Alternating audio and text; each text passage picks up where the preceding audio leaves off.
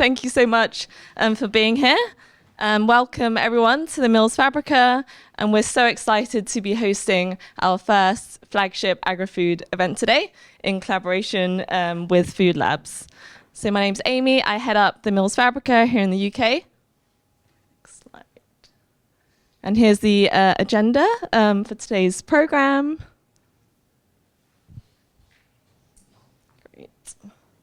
So I'll give a quick intro to the Mills Fabrica and what we're all about.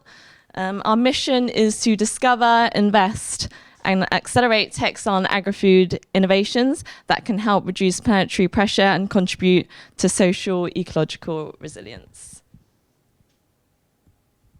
And for our core pillars of work, they include building and fostering an ecosystem of innovators within the agri-food and textile industries. And we invest in companies all around the world who are developing solutions to catalyze a global shift towards a more innovative and resilient industry for the future of our planet.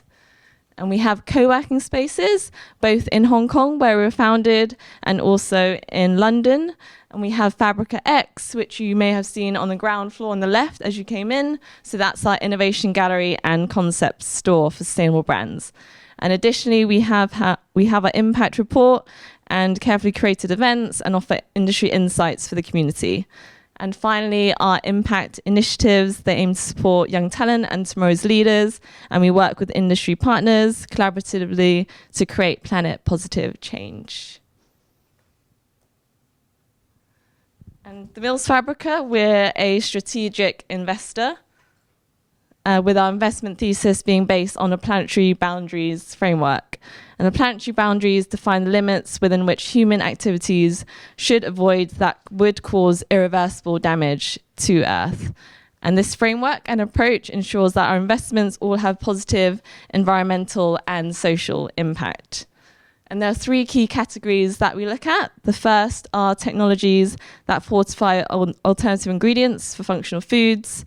The second is solutions enabling valorization of food waste and byproducts for circularity. And then finally, technologies that improve agriculture and farming practices.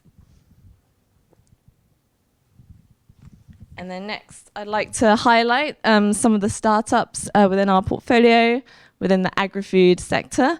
So the first is Gerlach. So they're a cellular agriculture company making essential proteins such as collagen and gelatin by combining precision fermentation and synthetic biology. That's animal-free for the food and the beauty industries. The second is Microma. So they develop fungi-powered natural ingredients, starting with food coloring and flavors. And then next, we have the Supplant company. So they're upcycling agriculture's most abundant renewable resource, such as corn cobs and wheat straw, and they transform them into healthier and more sustainable replacements for ingredients such as sugar and starch. And finally, we have A Billion. So they're a platform enabling users to discover and review plant-based food that are cruelty-free and also sustainable products. And today's program will be a series of panel discussions that highlight the key topics across the food supply chain. And we're excited to introduce to you some of the innovators, brands, retailers that are developing solutions to address the biggest challenges that we're facing today within the food industry. So without further ado, I'd like to introduce you to Christophe, Maire, who's founder and managing partner of FoodLabs. Thank you, Amy, and thank you to our partner, Mills Fabrica, for hosting us and so many entrepreneurs here today. So my name is Christophe. I'm the founder of FoodLabs, a seed fund focusing on food, ag, and climate. Why does it matter? First of all, we're talking about food security. You know, if we can't feed our people, government will fall. With the war in Ukraine, we have started to realize that we can't take the food value chain for granted. We believe it needs innovation and entrepreneur to find new solution to feeding the people with healthy and sustainable food. The food industry has been, since the Second World War, in many ways over-industrialized. So that comes with a huge amount of externalities, whether it is water usage, the food industry, the cattle industry consume about 70% of the water on Earth, or pesticide or deforestation. So we simply cannot just scale up the way we have been doing. It requires new solution, and we believe entrepreneurship is a way to get there. Nutrition has a huge impact on human health.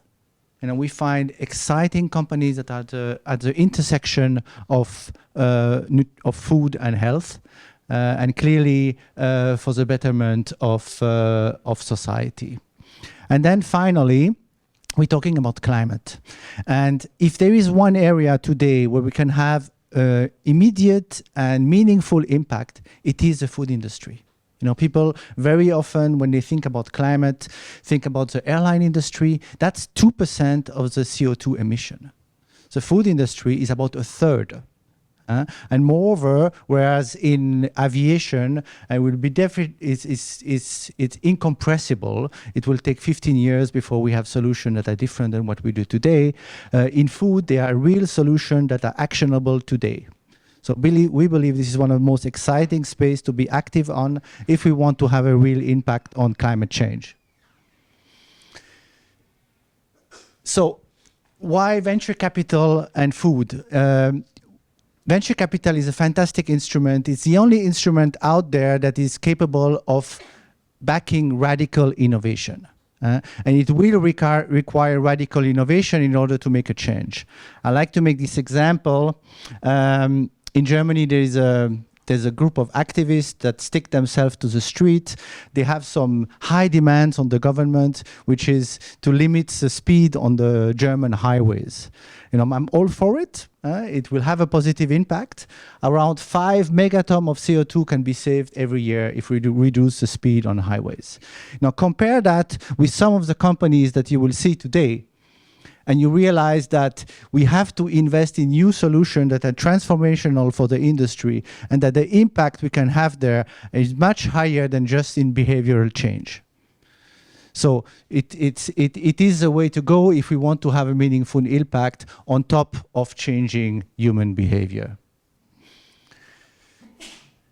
So we are today raising our third fund. We believe it is possible to combine impact and return. The more successful our companies are commercially, the more impact we will have on the environment and the industry. We're very excited to be able to make a difference and to build large company here out of Europe. So today we're probably the most active fund in Europe. We back around 50 companies in every single fund. We active at very early stage. After us, there are later stage funds that come in our companies, and are very, very happy to be able to make a difference.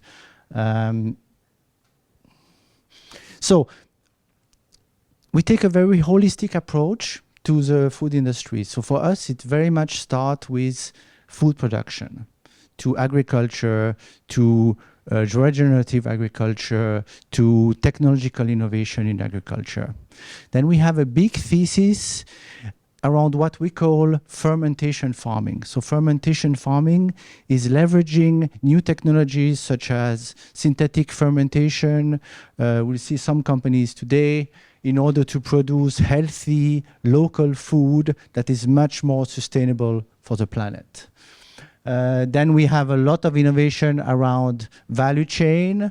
There is a very strong consumer pool today. So consumers are becoming more aware and are looking for new products. So there are new product categories that will be emerging.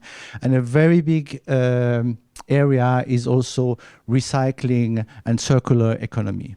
So a very broad field, and we're talking about forestry, we're talking about ocean, we're talking about agriculture. So it's a very diverse and interesting area to be active in. So some company I like to highlight. a company called Formo, which is based in Berlin. They are leveraging synthetic biology in order to produce cheese. So basically these are enzymes that are being triggered to produce the same protein that is being used to make cheese. So I'm Swiss, I take my cheese very seriously. The products are really indistinguishable from the cheese that comes from cow. And cows are responsible for 15% of the CO2 on top of deforestation and a huge water usage. Very exciting. We're currently raising 80 million for this company. They have the chance to be the global champion when it comes to transforming cheese away from cattle. Another very exciting company that you will see today is this company called Mushlabs. In this case, we're also talking about fermentation, but we are leveraging the power of mycelium. So in the world, you have plants, animals, and mycelium. And this is a fantastic organism that basically breaks down the nutrients in the soil. In this case, we're harvesting mycelium that grows on food waste from the beer industry. And the company is currently, so it's not been announced, but we just raised 50 million. And the company is currently retrofitting beer factory in order to produce food. And the product have a very strong umami taste. It's very healthy, it's very tasty, and it's very inexpensive. So here you have a solution with a factory the size of a football field. You can cover all the protein needs of a city like London. So you have a solution that could have a huge impact on food security, not only for Europe, but also for Africa, India, and the rest of the world. So another company, this one is more at earlier stage, is leveraging mycelium and algae in order to replace fish. You know, as you know, our oceans are being depleted. There needs to be a new solution to produce fish that is much more sustainable. We're also talking about animal feed. We have this. Another fermentation. I don't want to steal his thunder, her thunder. You will hear about WNWN today, and I think you'll have the chance to taste it. Again, every stone you turn in this industry, you find a problem to be solved. In this case, cacao. Very unsustainable to produce cacao. Huge amount of water usage, CO2, and also child labor. Here is a solution where we'll produce chocolate without cacao. We're also talking about animal feed, so along the whole value chain. This company based in Portugal is leveraging microbes, so fermenting microbes in a fermenter in order to produce animal feed for fisheries, chicken, and pigs. Here, the main challenge is how do you get a price point, because we're competing against soy, but it's a much more sustainable way to feed animals today. So, in general, we have around 15 companies focusing on fermentation. This one is based in London. They are producing plastic. We all understand the problem of plastic in the ocean. So it's a fully biodegradable plastic that is leveraging algae, and it also happens to be much better to conserve food. It will increase the shelf life by 2.5 times. So big focus on fermentation. We believe fermentation is part of the solution for more sustainable farming, and I continue to double down on this thesis. Now, in the current fund, we're very much focusing on ag. Today, you will hear about Klim, that is helping farmers transfer to more regenerative methods and also helping retailers achieve their CO2 climate goals. And again, today you will hear about Tupu. In this case, it's indoor farming, but it's leveraging robotics and AI in order to produce mushrooms locally. Fantastic ingredient, and we believe this can also have a very strong impact. So we try to be on top of what's happening. Being a focused fund allows us to be to have some kind of pattern recognition. When we start a new startup, we develop our own thesis. You will hear about it from Till. Right now, we have a strong focus on carbon market and agriculture, as well as doubling down on the fermentation. Highly motivated team based in London. We're very hands-on, very active, helping our entrepreneur for the first 3 years of the life of a company, then passing it on to follow-on investors. We very often work with universities. I would say about a third of our companies are spin-off from universities. We have a very strong HR team that help us complete the team. Typically 2 PhD coming out of Oxford in order to help them build a company that will be sustainable and grow very large.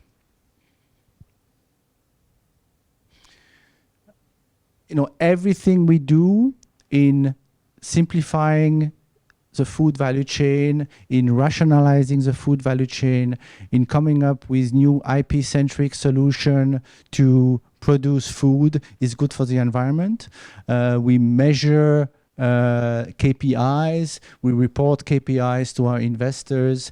This is, in my opinion, one of the areas where we can have the biggest impact, the biggest bang for the buck, and one of the most exciting area to be an entrepreneur in, and also most exciting area to be an investor in. So we actually run 2 funds. One is a deep tech fund and a food lab fund. We're doubling down on climate-related innovation.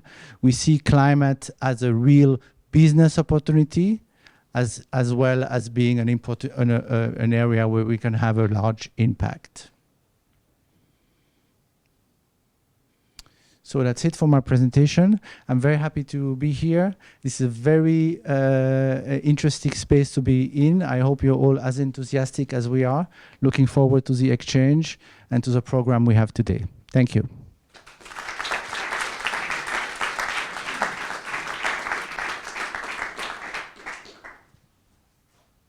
Thank you so much, Christophe. So when it comes to fixing the food system, we have to address the issues right at the start of the food supply chain, which happens on the farm. So please give a warm welcome to our first panel of the day on the topic of regenerative agriculture.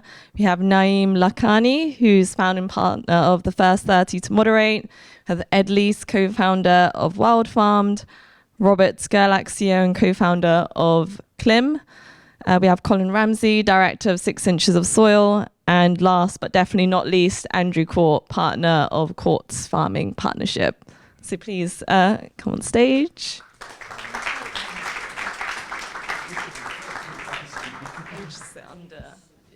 Welcome to the first panel on regenerative agriculture and farming.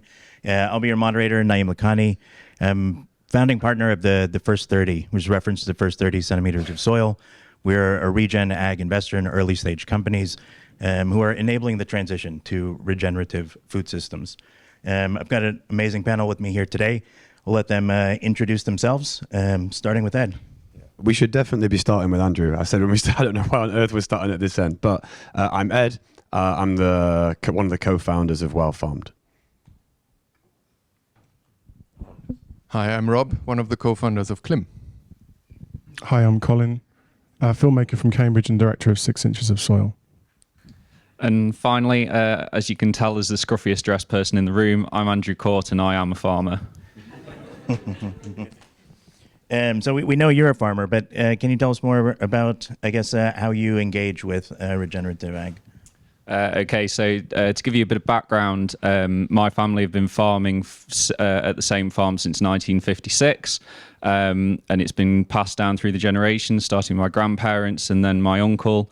And then in 2020, my uncle, who wanted to scale down, offered us the opportunity to purchase out his share of the family farm. which we did. We're not from a farming background. The farm comes from my mother's side. And we bought the farm, and we were looking at the time, well, what's the direction of travel? What do we want to do? I studied engineering at Harper Adams, and that involved a lot of soil science. So I was really driven in technological advancements in engineering, in agriculture and things like that. So we looked at SFI and everything else that was happening in the agricultural sector in the UK. And we decided that regenerative farming was definitely something that we wanted to do. So we set the business up from the start to invest in regen and start down this path. Amazing, thanks.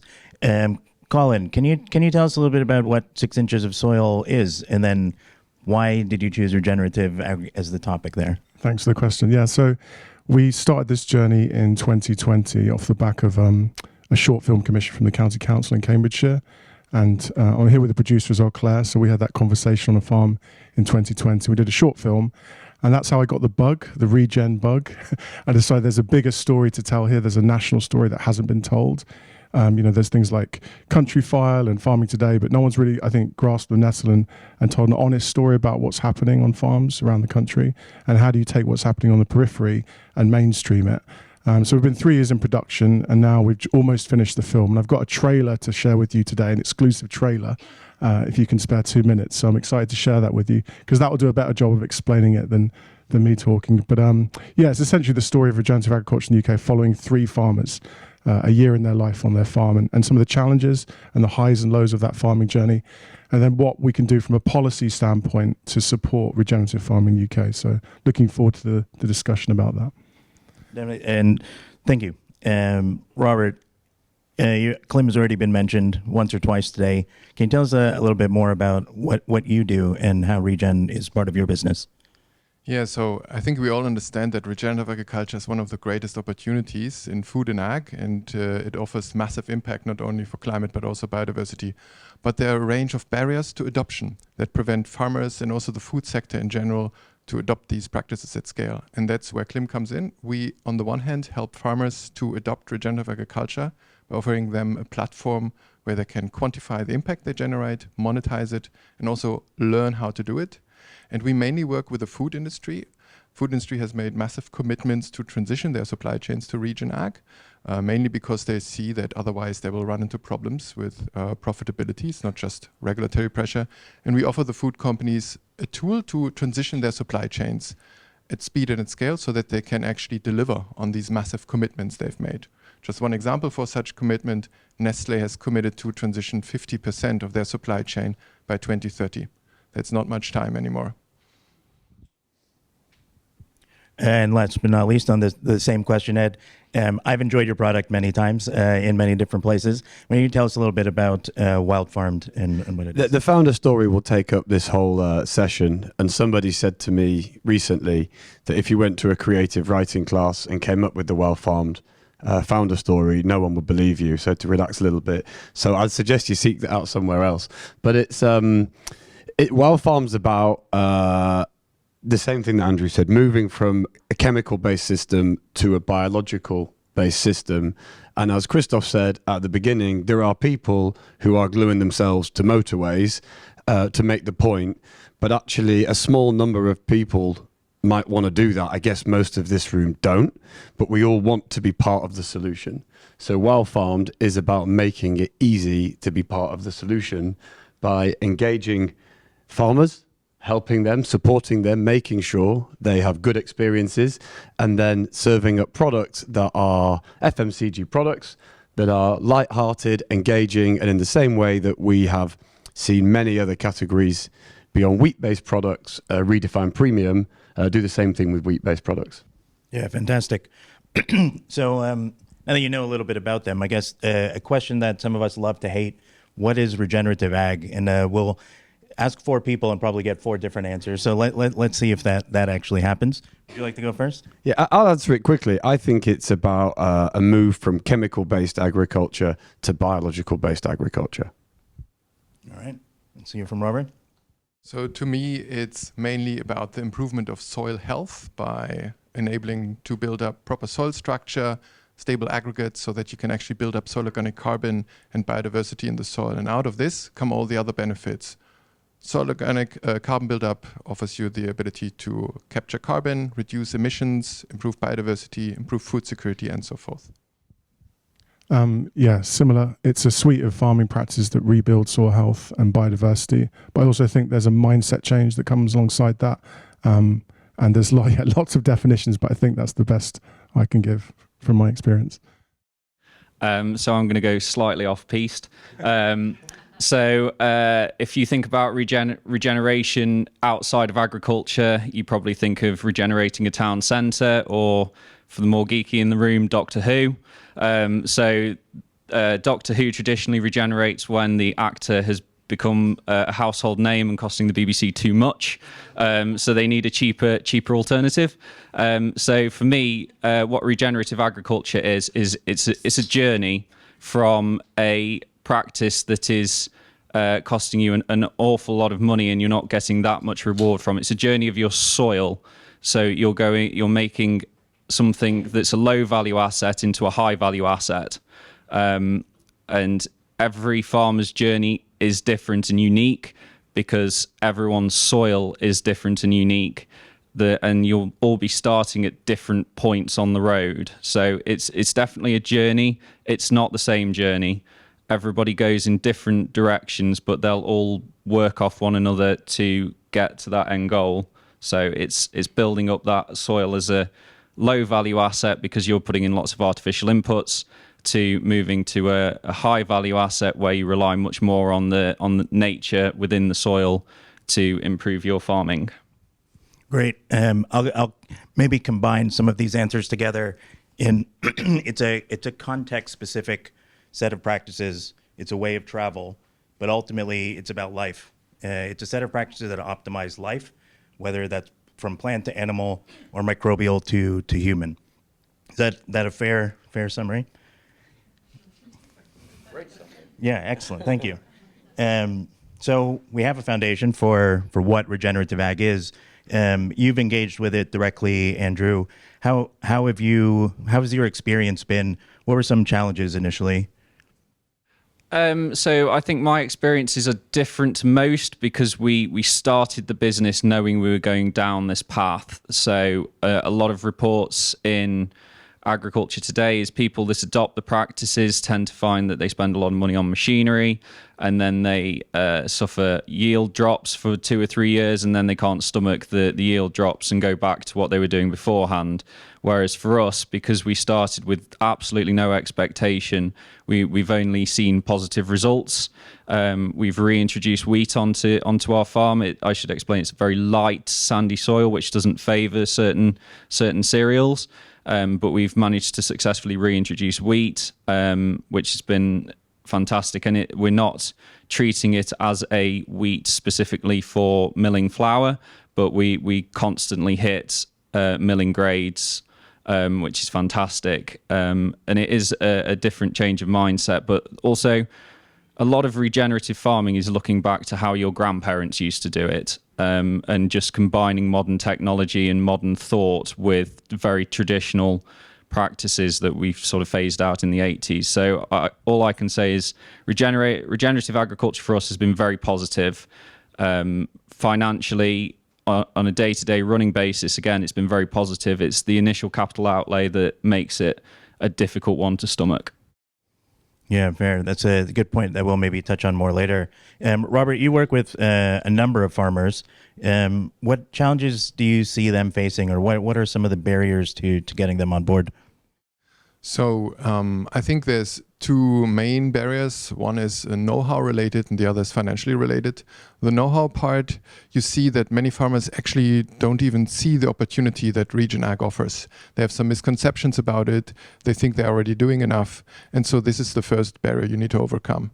Once you have achieved that farmers can actually see it can be beneficial for them to transition, you still need to overcome the part where farmers lack the explicit know-how to adopt certain regenerative practices. It's not being taught at universities in the past 20 years to use undersown cover crops properly. And actually, regen ag is much more complex than conventional agriculture. Every decision you make requires you to think of different consequences. So you can design, for example, a cover crop in itself. You can choose different seed compositions for it, and this makes it difficult. Currently, farmers are experimenting, and the price they pay is often in crop loss. So there's a definite lack of know-how and trained agronomists.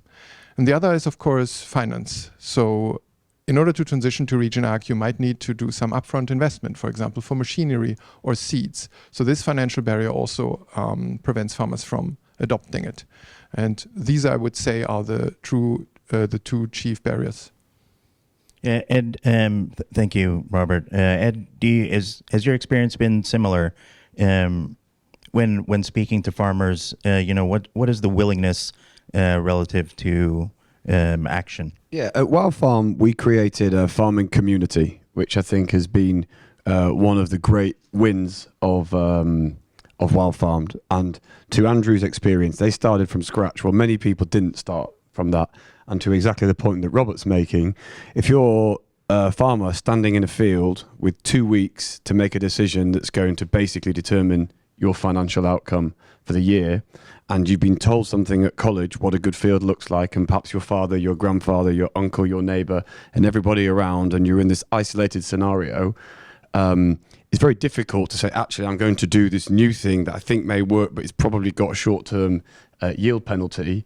And our farming community has more than 1,200 years of farming experience with some of the most pioneering regenerative farmers in the country, but also some farmers who are conventional with a capital C, but want to find a way out. And we're offering a route out of that. Excuse me. And we found the combination of the community element and, of course, paying a price premium that's essentially an ecosystem services cost, which we can pass on to consumers, has been a huge thing for unlocking land.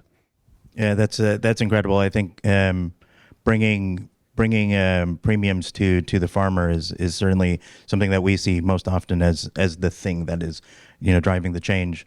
So Andrew, back to you. Just in your time so far in your regenerative practices, have you seen or found any empirical benefits to the process? So it's difficult to quantify because you don't always set out with the opinion that on day one that you're going to go out and collect all this data, particularly when you look at the cost of all the tests to collect it.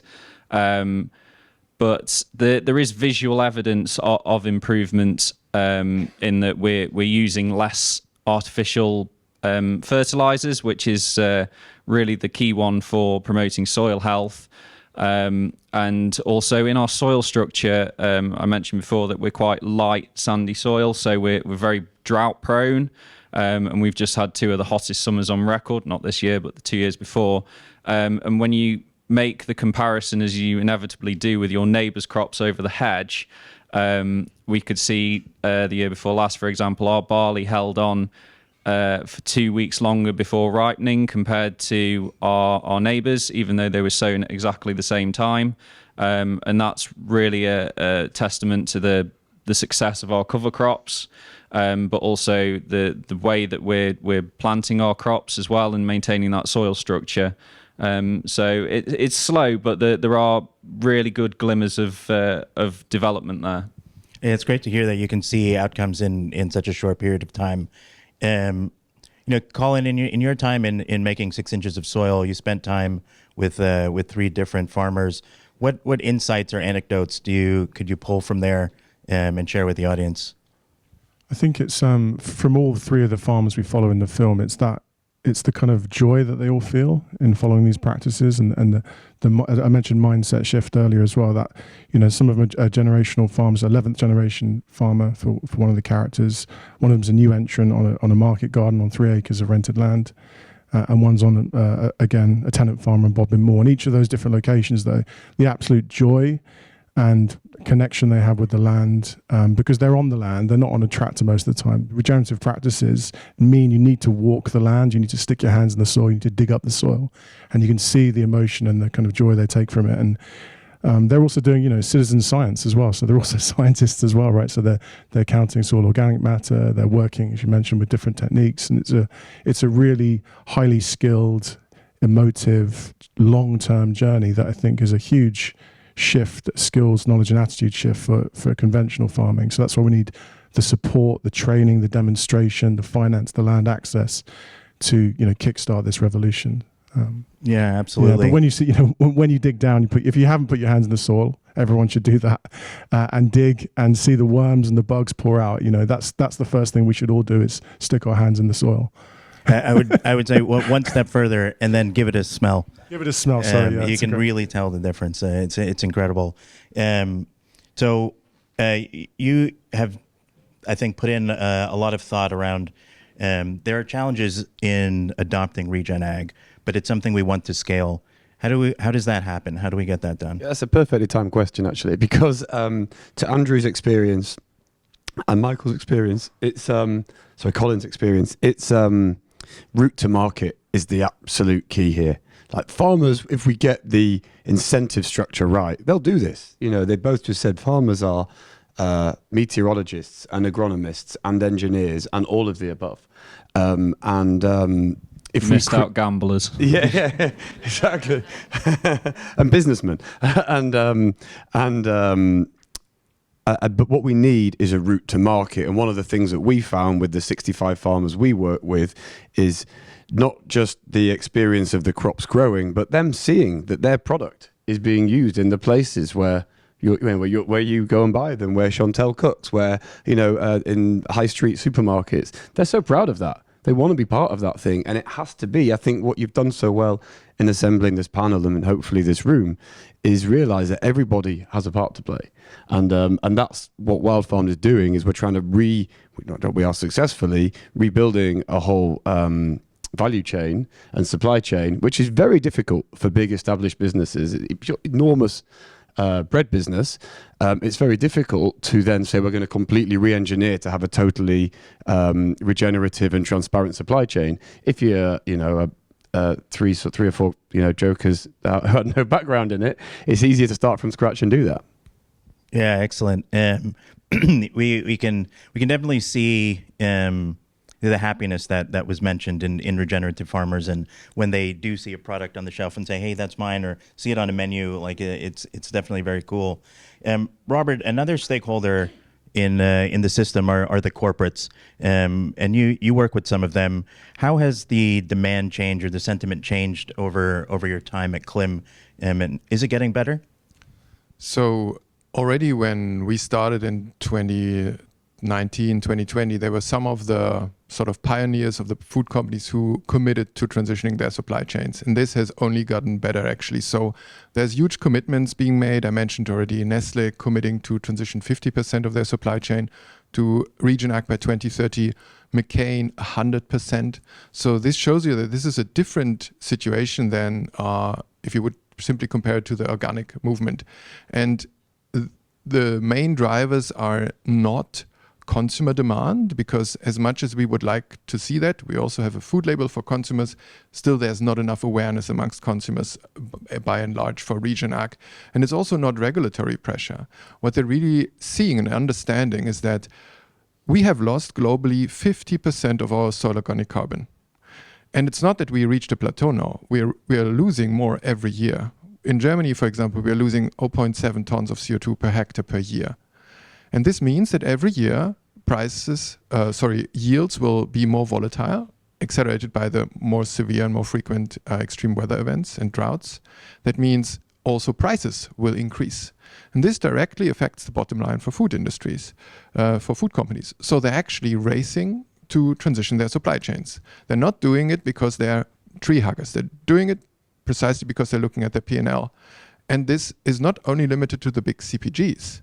We see that the intermediaries, for example, the mills, are also participating in it because they're suddenly realizing there's an opportunity for them to compete on more than just price, like in the past, where you would be marginalized, you could only compete on price, loyalty played no role for farmers or intermediaries. Now you can actually create an offering where you say, I offer stable yields, stable prices, but I also offer low product carbon footprint. And as you transition, after 5-10 years, you improve the nutrient availability in the soil, hence the nutrition density in the food, hence the quality. And that's the holy grail of the food industry. You want to achieve better quality food, and you can with Regenerative. And that's why I think this is not a fad. This is a trend that's here to stay that will only gain more momentum. Yeah, thanks for that. Colin, a question for you around video or audiovisual and education. I mean, what role do you think education needs to play in helping to transition the food system? Yeah, it's a really good question. So I mentioned training and demonstration earlier. If we're really serious about system change, we're going to have to level up a lot of farmers' knowledge and skills, and video can play a huge part in that. So, visiting farms, going on farm walks, farm cluster groups are really good solutions for that. But, having a video bank or a library where farmers can go, where it's really good science, really good practical knowledge. There's loads of YouTube channels out there, but I don't think there's much consolidation. And every farm is different, and it's about just having maybe some standardization for practices as well.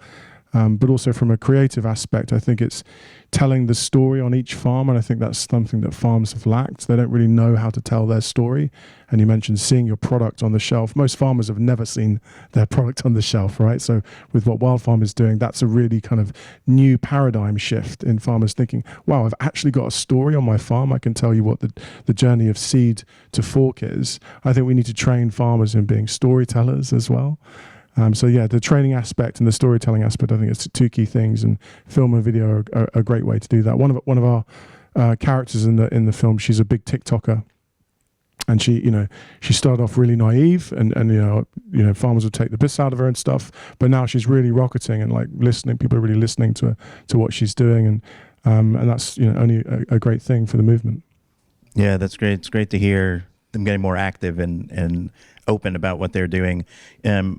I think, Wildfarmed, in your business, you also have a relationship with the consumer. So we talked about the relationship with the farmer. Can you tell us about what the relationship with the consumer is like? What are you hearing? What is demand like? Is there interest? And do you also have to educate? Yeah, there's a huge education part, and it comes from a combination. People are interested in these farmers' stories, exactly as Colin said. Like Clarkson's Farm was the biggest show on Amazon's platform globally, I think, last year.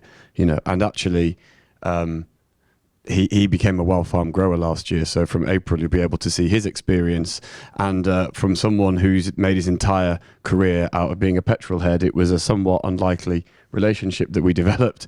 But also touching on, I forget who mentioned it, but the looking over your neighbour's field, the very first thing we did with that was take a soil sample from our field and a soil sample from a conventional field, and also a soil sample from a grass verge that's never been touched by anything. And of course, that's what we want. In the droughts we talked about in 21 and 22, all the parks were brown, all the fields were brown, the grass verges were still verdant. So how do we tell this story? Personally, we choose to keep it lighthearted. I think there's a lot of bad news in the world. There's a lot of sad polar bears. There's a lot of really, really scary stats, and it can feel a bit hopeless. And so what we're trying to say is, all you've got to do is eat this plate of food instead of this plate of food, and you are part of the solution. And I think democratizing that opportunity to be part of the solution and doing it in a lighthearted way is the way we've chosen to do it. Yeah, it's just a follow-up to that. We often talk about regenerative agriculture in the context of climate, but not so much in the context of nutrition and human health. How does that play a role in the process? This is a classic. There's a lot of things around business where there's an army of lawyers of big incumbent businesses who don't let you say certain things. But I'll tell you an anecdote, which is during the Football World Cup, at the beginning of last year, was it? Last year, Pep Guardiola had the Manchester City manager had a bit of downtime because his players were all away. His local bakery is a bakery in Manchester called Compagno. That's a Wildfarmed bakery, and it has a lot of Wildfarmed merchandise around. He started asking questions about it, found out about it, read about the nutritional benefits of it, and mandated that the entire first team moved everything flour-based over to be Wildfarmed products from January. At this time, they were 10 points behind Arsenal. And for those of you who are football fans, you'll see what happened next. They went on to win an unprecedented treble. Haters will call it a coincidence. However, Jurgen Klopp, the manager of Liverpool, is leaving nothing to chance and also recently signed up the Liverpool first team to move over. Yeah, that's an amazing I'll let you draw your own conclusions, but any lawyers in the room, that's just my opinion. I think it's a good story for many sales pitches for people in this room. Andrew, we've talked about different stakeholders in the system. Maybe you can shed some light on what stakeholders could be doing, or maybe what's missing from stakeholders in the system. I think it's a very interesting question. I think that traditionally agriculture has suffered from sort of a tiered marketing system. So the farmer would be at the bottom as the original supplier, and then he would sell to a wholesaler or a merchant, and it would literally be a conversation over the phone and off they'd go. There'd be no sort of feedback down the line, and then the wholesaler or merchant would sell to the retailer, and then the retailer to the consumer, and there'd be no feedback up and down that supply chain. And I think that fundamentally needs to change, and I think that's one of the biggest barriers to regen adoption. We also have a beef cattle enterprise, and we are in a scheme with Sainsbury's, where we rear their Aberdeen Angus cattle sourced by Sainsbury's to go into their Taste the Difference range. So from us, we sell our animals to an intermediary, ABP, the livestock people who will process the meat and then sell it on to Sainsbury's. And the fantastic thing about that system is that there is that feedback up and down the supply chain. So if the farmer notices something, Sainsbury's will get to hear about it. And if Sainsbury's notice something, the farmer will get to hear about it. And that is a fantastic model. It's by no means perfect, but it's a fantastic model from which we can build a more resilient and more fundamentally team-like supply chain, and I think that really needs to change across the board. I'd also like to say one of the successes of Wildfarmed is that, having looked at it myself, the real benefit to a grower is that Wildfarmed are showing that you don't need to hit the premium specifications that millers would declare you need. So to people who don't know, when you're growing wheat, you have to have your grain hit two targets. One is it has to have a Hatberg value of above 190 this year, and you have to have a protein value of 12.5 to 13% before they'll even consider it. But with Wildfarmed, what they're showing is that you don't need that quality. You can have an 11.5% protein and it still be a absolutely fantastic product.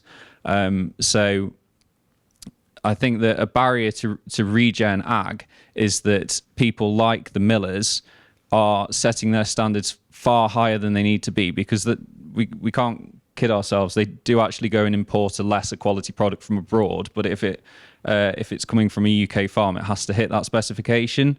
So I think that that's a real success of Wildfarmed and something that needs to be looked at more across the industry.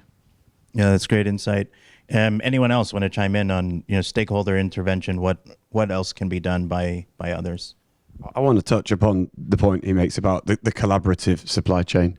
I think that's absolutely crucial, and it's a very 20th century mindset to win at the expense of the person you're doing business with, when actually this is, as Robert just said, Regen Ag is a silver bullet. It genuinely is, if we give it enough air in the tires to get where it needs to go. And that isn't going to work out of a mindset of trying to win at the expense of the person you do business with. So, from up and down, this panel and in this room, I suggest that we do everything we can to be collaborative and support each other, because it really is a rising tides raises all boats situation. Yeah, it's a good point. I want to touch on another stakeholder that hasn't been mentioned yet, and that's government. What's their role in this? And let's let Robert take that, and then we'll get other thoughts from others. So I have to admit that I've been much more worried about the role of regulatory bodies, the EU, maybe 2 years ago than I am today. And that's because I feel that on the one hand, the EU accepts it shows that private initiative is important, necessary, vital, and you can't do without it. There was a risk for a while where certain politicians would argue that the whole transition should be primarily funded from public money. And that I think is short-sighted because not only is public money scarce, there's many competing demands where you should allocate that money to, but also it's not enough. We need a significant amount of money to go into the ag sector to really scale up this transition. And I think there the regulatory bodies have shown that private initiatives are welcomed and that is here to stay. And the other area where I'm more optimistic on the regulatory bodies than I was maybe 2 years ago was that is in terms of standardization of the verification approach, monitoring, reporting, verification. So the European Carbon Farming Roundtable has been in existence for over 4 years, and they are currently working on standardization of approaches to verify what's going on at farm level and also reporting on a ledger or a public registry. So this is all good.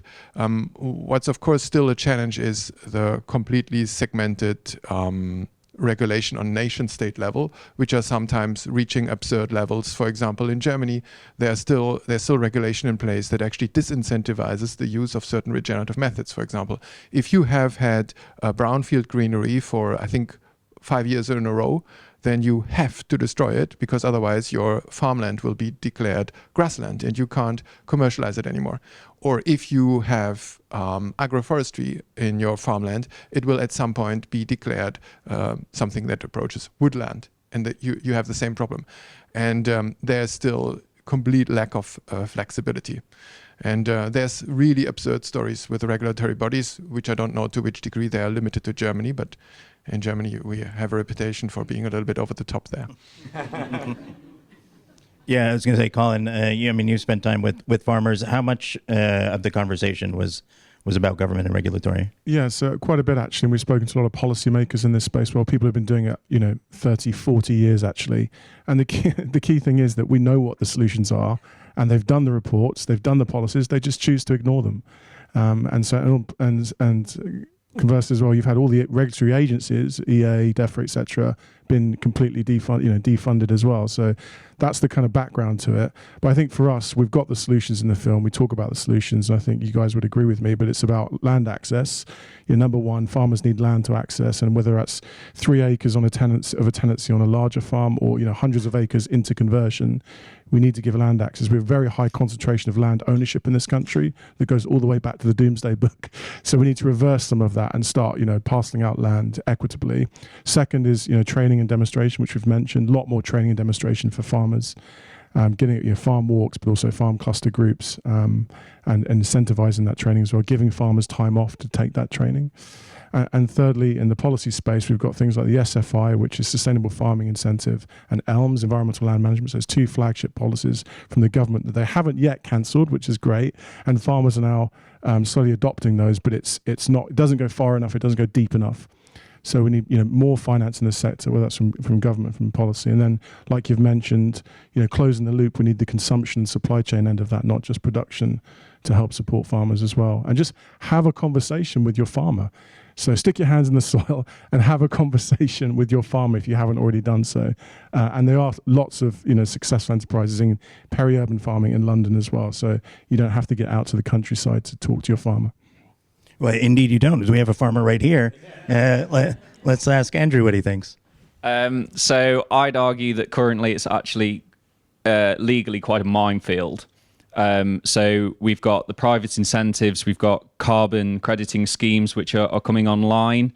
There's no UK standard currently, so it's all German standards because Germany are leading the fore on this. We've got the SFI, which is Sustainable Farming Incentive, as Colin mentioned. But that, whilst it's fantastic on the surface, it's as Michael Gove coined the phrase, it's public money for public goods, but the government hasn't actually stated what it's buying in return. So is it taking the carbon from that scheme, or what is it doing? So you get into this very risky situation of double dipping, and farming might turn around in a few years' time and be told that actually, no, you've sold your carbon credits, but also the government had already bought those. So you need to return the money to one or the other, which will be a huge political nightmare. There's also the... mine's just gone blank. There's also issues around supply chains. I've talked about supply chains a lot. They're giving carbon companies different information to what they're giving their supply chains. So if I take the instance of a supermarket dairy scheme, the supermarket is actively telling a couple of carbon credit companies that I know, they've said, yeah, we fully support this. This is a fantastic scheme. You should sign up all our farmers. But then their representatives going around the dairy farms are saying, don't sell any carbon credits because you're going to need to have your own carbon to offset your own milk so that you can carry on supplying milk to our supermarket. So that's a very difficult situation to be in. Should you capitalize on this growing market now, or should you build up a reserve in your wallet, so to speak? So it's all very, very confusing. There's also another element in that there's private investment from utility companies, particularly water companies, who need to do more to improve the environment in their water catchment zones. We work very closely with Severn Trent, and it's a fantastic relationship. But again, you have to be careful that what you're doing with Severn Trent is not contrary to what you're doing with SFI. So from that sort of point of view, it's a nightmare.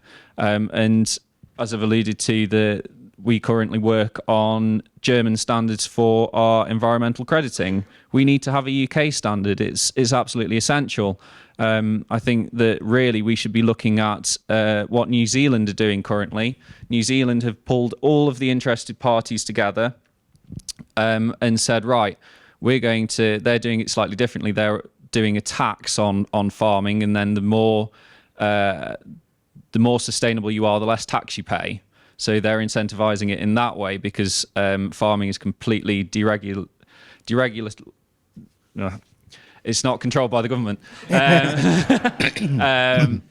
So I think that we need to be looking at what other countries are doing and look to implement that sort of stuff. And there just needs to be more clarity in the finer detail, particularly from what the government are doing at the moment. Yeah, perfect bit of insight to wrap up. We are out of time, but I will ask one last question.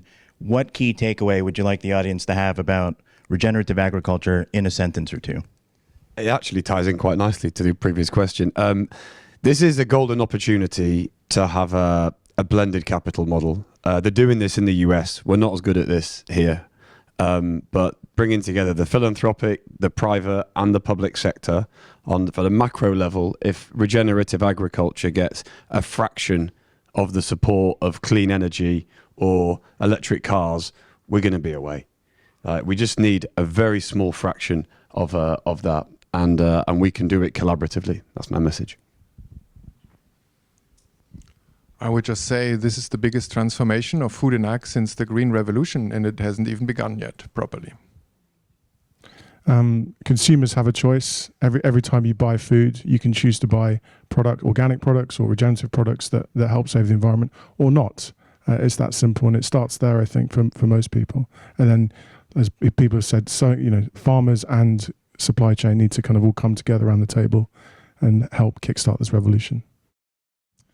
I would say, don't believe your accountant. Don't believe what you read on paper. Get out and chat to your farmer, and just make sure that what you think should work is viable and practical in the real world.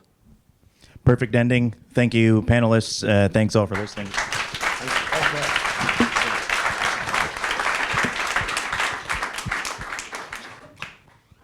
Thank you so much, panelists. And Colin, before you move on to the next panel, we'd love to play your trailer because it tells your story so beautifully. Fantastic, yeah. before you play it, can I just say a few words? Yeah. So the trailer you're about to see is exclusive, so it's not been released yet. So it's going to go live today on our website and on social media. So hope you'll enjoy it. And I want to thank the agency Chinagraph who put this together, and Matt Asprey, who's our distribution advisor as well, who gave us the resources to do it. So yeah, hope you enjoy it. Thank you.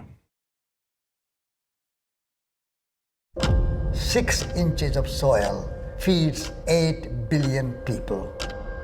We already grow enough of all the human essential nutrients to feed everyone who's alive. Farming is the single biggest cause of biodiversity collapse, the second biggest cause of climate change. Soil is the most valuable resource on the planet, and we're degrading it without even realizing. We have come to believe that money is more important than soil. That idea has to change. Regenerative agriculture is farming that we're producing food, but also farming in harmony with nature. You're working with nature, not against it. The more people see it, the more that they realize that it works.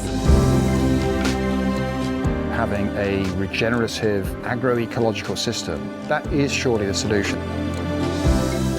Soils are absolutely phenomenal in the amount of carbon they can store. What we absolutely need now is urgent action from the government. Until you deal with 9 retailers who have 94.5% of food sales in Britain, you're not going to have a level playing field. Consumers have a choice. They can decide to buy cheap meat from industrial farms, or they can find farmers that really value animal welfare and the environment that we're farming in. Dad started regen farming for the future generations to come, and that was the most selfless act he could have done. The people who are doing this are making big sacrifices. I think the potential is absolutely huge here. These farms really can change the world. It's all about the soil, isn't it, really? Yeah, definitely. Yeah.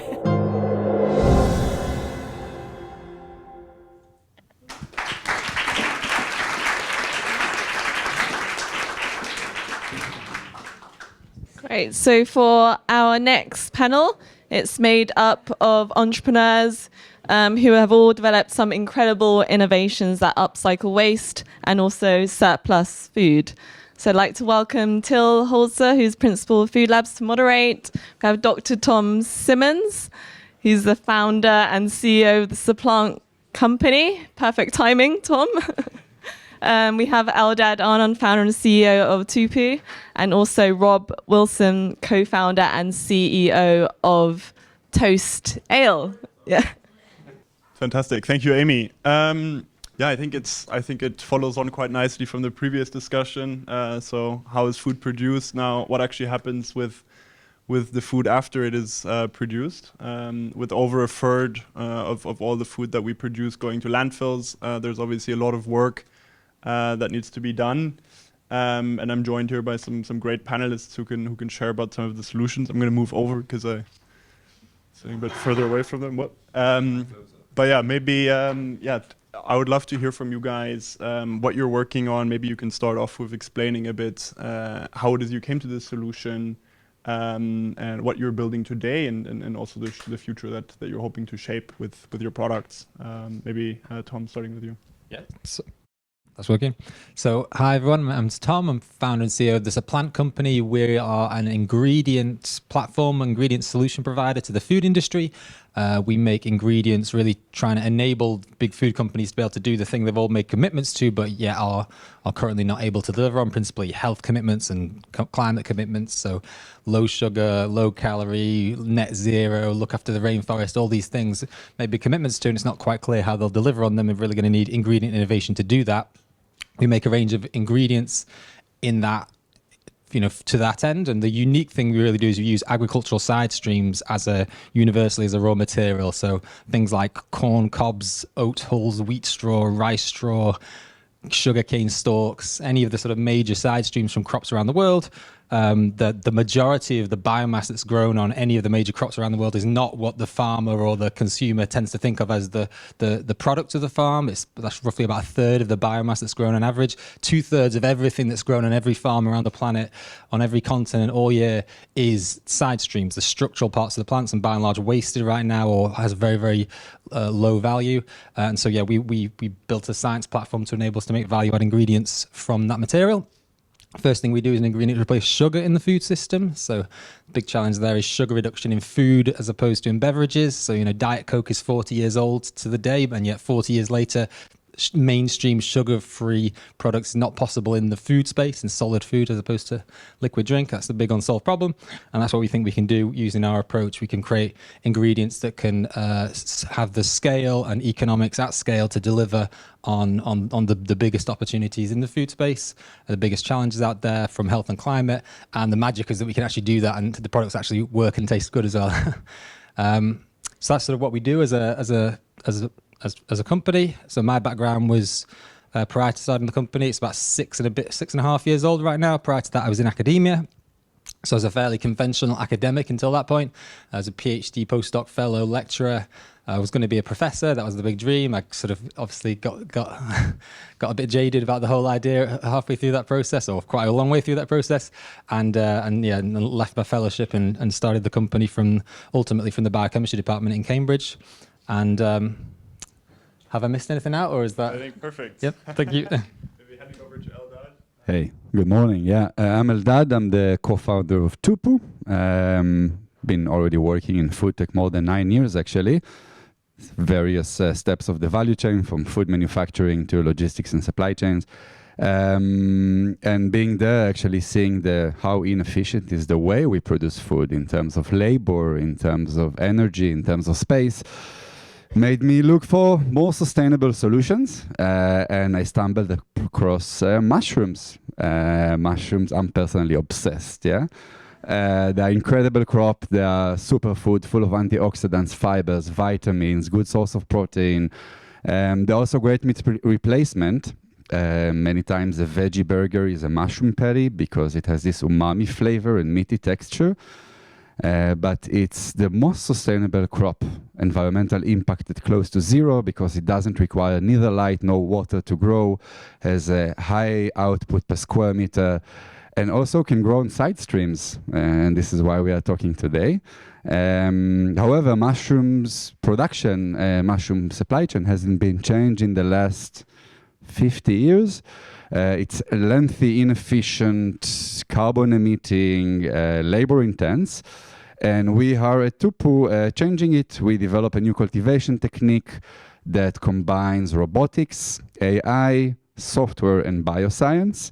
And all of that help us to produce more mushrooms in less space, keep the production local, and sell it in a competitive price, meaning that our customers and our community can enjoy freshly harvested, nutritious mushrooms with a very low environmental impact.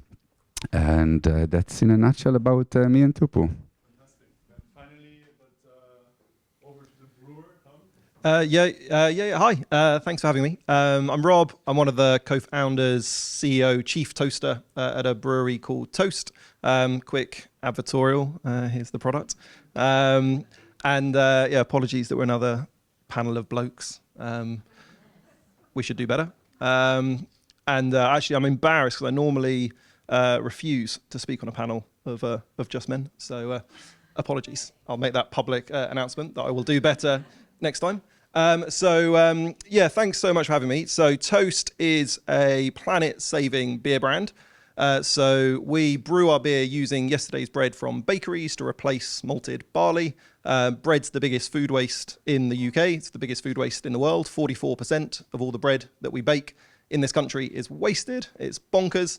And for thousands of years, breweries and bakeries sat side by side at a village scale, and it was a very natural solution to bread waste. Brewers would just throw all sorts of grains into the mash, including surplus bread. And so we're trying to bring that back into the mainstream as a way to solve the issue of bread waste and scale this at a more industrial sort of level and see other breweries work with us. And so to do that, we have the sort of consumer good product, which is toast, and that's kind of what we're best known for. But we also have an ingredient side of the business where we then supply what we call companion, which is our surplus bread product, to other breweries to see them take on this solution as well. And by using surplus bread, it has an 80% lower carbon footprint than using virgin malted barley. And ultimately, yeah, we say like food is nature, and food waste is literally killing nature. When we're wasting a third of the food that we produce on this planet, it's not quite as simple as this, but you know, every 10 fields you see in a farm, 3 of those fields were never even needed in the first place if we had a more efficient system. And so the deforestation we've caused, the water usage, the pesticides, so much of that destruction of nature is because of an inefficient food system. Beer's not going to save the world, as much as we are trying to drink our way to that solution. No, it's not going to save the world, but what we want to do is advocate for the circular economy, prove that this is something that's possible, it's something that's tangible, and then hope that this proof of concept will inspire others in the F&B industry to then embrace the circular economy, which is definitely needed, as is the Regen Ag solution that we just saw. But I guess what I want, and I'm sure we all want, is to advocate for potentially, not to get competitive, but potentially an even more urgent solution, which is tackling the issue of food waste, which is even more sustainable than Regen Ag, which is really, really important in and of itself. But it would be much better just to use the food that we're wasting. Fantastic, thank you. Eldad, maybe over to you again. You're working with a vertical farming, indoor growing approach, which has written a few negative headlines in the last couple of months for poor economics associated with it. Could you maybe outline how you kind of came to this indoor mushroom farming approach, and also how do the waste streams play into that? Sure. Yeah. So. Part of my experience that I mentioned before, I was a director at Infarm. I joined the company Infarm pre-Series A and was there until expansion of 35 cities in 10 countries. Being there, leading the product development, seeing the amount of electricity that we consume to produce basil and coriander made me think, it's a bit odd. You look at the electricity bill at the end of the month, it's equivalent to a small town, and with the lettuce that it produces, you cannot really feed the cities of tomorrow. Having said that, there are crops that make sense in this model. Mushroom, unlike plants, were always cultivated indoor. Plants inside urban spheres cultivated indoor. It's kind of a thing of the recent years. Mushrooms already since forever been cultivated. And from the reason that they don't need light and they don't need water, think how they grow. They like the forest. They like humid and dark environment, unlike plants who like Tuscany. They like sun, they like water. So from the unit economic perspective, mushrooms make sense. The only thing is that mushroom haven't been really introduced any innovation. And when you have a niche, when you have a trend of mushroom consumption that is growing every year, and you have a lack of innovation in the field, this is where we are coming to play. And we already see that this model is working. Super, fantastic. Tom, could you maybe explain a bit where your waste streams are coming from? What did the farmers initially do with these waste streams? How are your interactions with the farmers that you're taking it from, and what type of discussions are you having with them to take off the waste streams? Is it kind of education that you need to do as well? Yeah, could you maybe talk us through this a bit? Yeah, so as I say, yeah, it's the bulk of what's grown on every farm around the world, but it's not really seen as a product right now. So yeah, it's a waste, and I mean, there's no sort of one single answer because there's so many different raw materials out there. So as I say, wheat straw, rice straw, sugarcane stalks, corn cobs, etc. So really, it varies on a case-by-case level. We have thus far tried to avoid going directly to the farm to try and get these things, primarily because you've got to build new supply chains. It makes it really hard to then build a business off the back of that. So where we go right now is we go, one step up in the system already, because a lot of this stuff actually gets transported a bit further up into the system. So, for example, corn cobs come from a canning facility, for example, in France. Oat hulls come from an oat processing facility in the Midwest in the US, purely so we can build the supply chains from them right now. The nice thing about those is they have sort of collected, cleaned, dried sources of these otherwise waste materials. So that's what we do right now. Yeah, you know, at scale, if you really want to do this very large, and as I say, that's the unique thing that this approach affords us. We can address market opportunities that no one can do right now because the raw material is so abundant, so cheap, so pervasive. If you want to do that, then you know, expanding beyond these facilities is probably something you want to do, and then going to the farm and working with raw materials that are at the farm is an issue. It's something we don't deal with right now. The stuff that where we go to right now still is massive. You know, so for this canning facility, for example, in France, produces 150,000 tons of corn cobs a year. So that's more than one of the biggest sugar facilities in the world. So you can get huge amounts of it even as they are right now. Fantastic. Yeah, maybe Rob, could you also chime in on that? Where do you find your waste streams from? How do you interact with the source? I guess I wish it was a more romantic story of us on pedal bikes going to bakeries and getting kind of sourdoughs and baguettes and croissants and things. The reality is that bread waste is happening at an industrial scale. And our big bakeries in the UK, our big sandwich manufacturers, we're freaking addicted to pre-packed sandwiches in this country. And we all buy them from the shops. And the end slice, the heel, the crust of a loaf never ends up on a pre-packed sandwich. And so we waste hundreds of tons of crusts every single day. And so that's just one source. But the big bakeries who are producing bread for us are producing it for the supermarkets that it then is sold to us. Fluctuating demand means that they will slightly overbake. They'll overbake for those sandwich manufacturers as well, just in case the order comes through. It's relatively cheap to make, high profit margins. And then we, as consumers, are ultimately guilty of just expecting, fresh bread on our shelves 24/7. And so, we access it at that industrial scale. And then what we're doing is having to process it into a kind of crouton or a dried breadcrumb. It's not super sexy. It's basically a breadcrumb. And by doing that, we're extracting all the moisture out of it and ultimately returning bread back to wheat. Bread is a pretty simple product in terms of, wheat, water, yeast. And there's a tiny amount of yeast in there, and that's dead by the time it comes to us. You take all the water out of it, you return it to wheat, and then we can use that to extract the sugars in the brewing process. And so at the moment, we're just dealing in the sort of tons of surplus bread. Our ambitions are to deal in thousands of tons of surplus bread, because the issue is significantly larger than that. It's in the hundreds of thousands of tons. We have a sort of a BHAG, a big, hairy, audacious goal, which is to brew 1 billion slices of surplus bread, which is where we think there'd be a tipping point that the industry starts to kind of become normalized. We're really proudly working with Heineken, who have invested in us this time last year to help us scale that impact. We donate 100% of our profits to charity. So, all fool them for investing in us.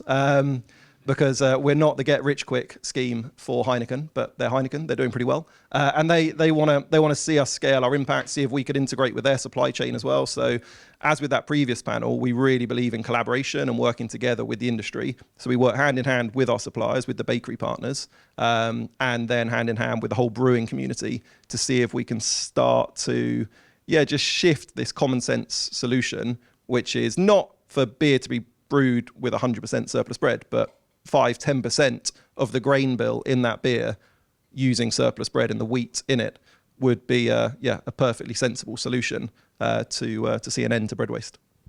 Mm-hmm. Fantastic.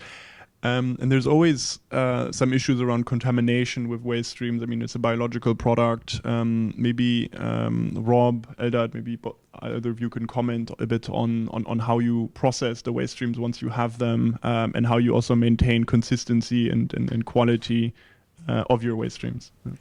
Can't really give you a super exciting answer to it, really. It's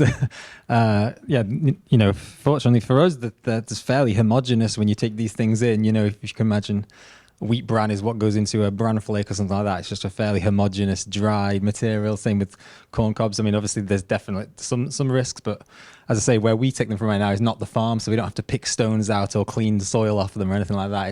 It's sort of collected as they are, and then I wish I could give you a far more exciting answer, but it sort of goes in one end of the process like any other. Like, you know, if you're making sugar, you know, you'd take in sugar beets or something like that, and it would be, you know, unclean at the start, and you go through a process, and at some point in the process, you sort of put a line and say it's food grade from now on. And that's basically the extent of ours. There's nothing super exciting to say on top of that, really. Mm-hmm. And Eldad, I know that you're innovating quite a bit on producing or growing mushrooms on different types of food waste. Maybe you can comment on that as well. Yeah, so mushrooms are incredible because they can also grow on any organic material. So I can grow mushrooms on cardboard, actually. They won't be tasty, the yield won't be good, but any organic materials can be used as a substrate. We mainly use coffee grounds and brewer's pen grain, as well as some leftovers of bread, experimenting with some other materials like pulp from juice, from cold press, or even leftover of spices production like garlic peels or onion peels. So there's plenty of stuff that we are experimenting in our lab to embrace the circularity. The main problem is how you treat them. And when you produce mushrooms, there's one option to pasteurize it, and the other option is to sterilize it. And sterilization is way more efficient to avoid contamination, but on the other hand also requires a bit of more electricity. So there's kind of like, this trade-off. You need a bit more electricity to get better yields and to avoid contamination. But on the other hand, you can lower the energy and kind of risk your production. When looking at the side streams that we are sourcing as well, we need to be a bit selective in what we choose. Because first of all, our mushrooms are organic certified. We believe that this is the only way to go. And we need to find organic waste producers. As well as it really depends who are you taking the waste from. So I can go to a mid-size coffee roastery and take from several of them, or I can go to a big one that produces tons. And when you are picking from mid-size or small sizes producers, then you are risking the consistency. Meaning we always need to have a big producer with a relatively consistent manufacturing of waste, and we can use and standardize the production process. In addition to this, if you are able, at least for mushroom production, to mix several waste streams together, you have kind of a fallback solution. This helps you to avoid this contamination, and this helps you to avoid the deviation between each production cycle. So we have to be very, very selective, and in our process at least, we are doing the sterilization because this ensures that we have better yields, more products, and also more tasty mushrooms. Mm-hmm. Rob, there's quite a bit of stigma associated with consuming foods that are stemming from waste streams, and I guess quite a bit of education needs to be done. And you also mentioned at the beginning that what you're doing with Toast is kind of the first step to inspire others. Could you maybe explain a bit how you're approaching that from a marketing perspective, and what the reception has been of customers since you've started? Yeah, so I think we're lucky maybe with surplus bread and beer that it just seems to have chimed. People kind of get it. Even if you have no idea how bread's baked or beer's brewed, people always think it's the yeast, but we just sort of nod and smile. But people just don't really seem to mind. It's not got the yuck factor, I guess is how we define it. I guess there is some, all of us know our industry really well, and people do get a bit weirded out with the cricket flour or things like that. And I guess with some surplus foods as well. But for us, I think we've been quite lucky. There's still some that think, they need to kind of almost send us the kind of moldy bread from the back of the bread bin and we're going to brew it. That genuinely still occasionally comes up with sort of, 1 in 100 conversations where someone's like, oh, do you need us to send you our waste bread? But on the whole, no. And then we shy away from using the word waste, so using surplus and things like that. But then we have a really regulated supply chain, and all has to be SAUSA accredited. We're moving to BRC accredited.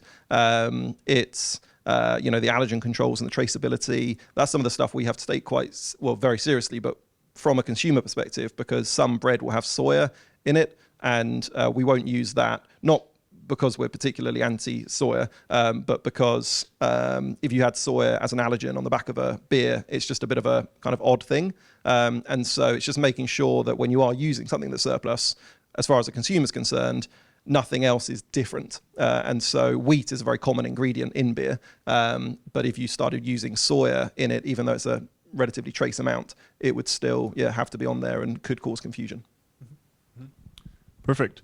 Maybe moving a bit to a very different topic, and that's government regulation and what can governments do. I mean, we had it in the previous panel as well on regenerative agriculture, that it's an instrumental stakeholder. So I'll ask you the question slightly differently. If you would be the prime minister for a day, what changes would you implement if you had the chance? Maybe Tom, starting with you. Just about food waste, though. Or just like a general policy piece. No. I mean, I think, as I say, the big thesis that we're sort of built around is this sort of recognition of this, again, we sort of try and also shy away from the idea of calling these things waste, so side streams or whatever you like, but, agricultural side streams as opposed to food side streams, or agricultural waste as opposed to food waste, it's just like way bigger, and it just doesn't get incorporated into any of these sort of discussions. You can, like, one of the things we've sort of done internally is try to put together, you ever seen these figures about sort of total food waste broken down by processing, distribution, retailer, in your own fridge at home or something like that? Like, it sort of breaks down, like, that is all dwarfed by this huge amount of material that's grown on farms and just completely wasted. As I say, it's twice as big as all of the other quote unquote food waste combined, and yet it doesn't enter the conversation, because partly it's just assumed to be a waste even from the beginning. It's never thought of we could actually do anything useful with this stuff, and yet all the sort of work in this direction is built on the idea that we're putting all this energy into the ground, we're putting all this labor, we're putting all this carbon into the atmosphere to grow stuff.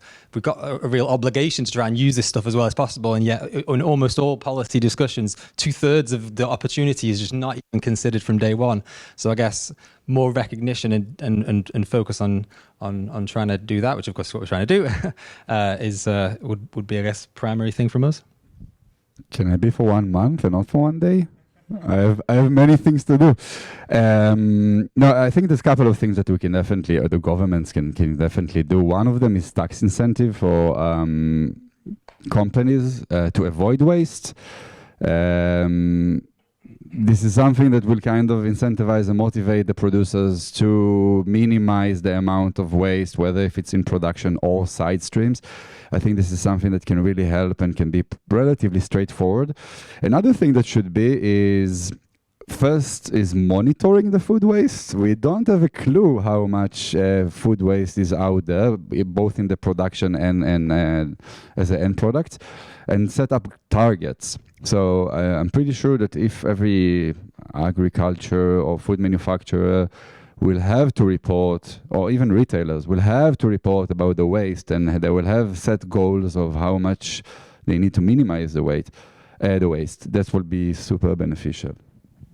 I've always been surprised when we talk to the food service accounts that we sell into.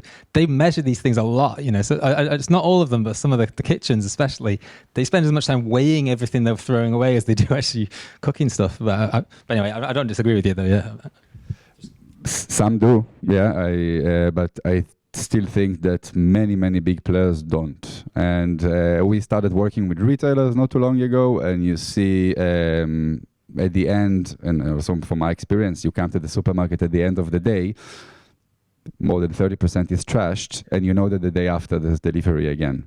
So I do think that there's lots of places. Yeah, it's the kitchens especially, seems like the sort of commercial kitchens. That seems to be the place where they are paying a lot of attention to it, yeah. Because probably they are paying more money for that as well. Maybe it's economic. Yeah, I think, and ultimately, one of the things that we're currently campaigning for is the fact that the government were going to pass a bill in order to have mandatory food waste reporting for big business, because some of them are, but a lot of them still aren't. And I guess, as with so many of these freaking government sort of decisions at the moment, what would sound like total common sense that nearly all industry in like our world had signed up to and was ready for and had spent a lot of money getting prepped for, government suddenly decided to row back on it. So as I say, we contribute all our profits to environmental charities. One of the charities we support is Feedback. We're supporting Feedback at the moment to take the government to court in order to hold them to account on something that they'd pledged that they would do that they're now no longer going to do, and were elected on a mandate to do it. And so I guess that's one of the things we would love to do. It's very simple. But ultimately, right, we just need leadership from our government, because the food system is, like, now I would say objectively regarded as the biggest contributor towards the climate crisis and nature depletion that we have. And it's no one person's fault or sector's fault within the food system, but it is regarded as the biggest contributor towards the crisis we face. But it also has the opportunity to be the savior as well. And a good operating food system, like we just talked about with regenerative agriculture, one that is also more efficient and doesn't waste a third that it produces, is going to be the solution. Long before, I would say, electric cars and things like that, it's going to be the food system. And so the leadership required, but then it's really complicated, right? Because like I say, like, you know, if I say to a farmer that 3 of the fields you never even needed because there's an inefficient food system down the chain, that's not particularly good for the farmer to then not have a third of the income. And so it's then really complicated. How do you then compensate for that? And the government subsidies, which are totally backwards as to how we're dealing with government subsidies and not incentivizing this kind of return to a nature positive way of farming. And so it's, yeah, I think it is complicated, but the government aren't even trying, I would say, to actually sort of bring all the players around the table to address this, which is such an obvious common sense solution to the problems that we face. Super. We'll leave it at that. Unfortunately, we're out of time, but thank you so much. And yeah, lots of work to be done. Thank you. Thank you.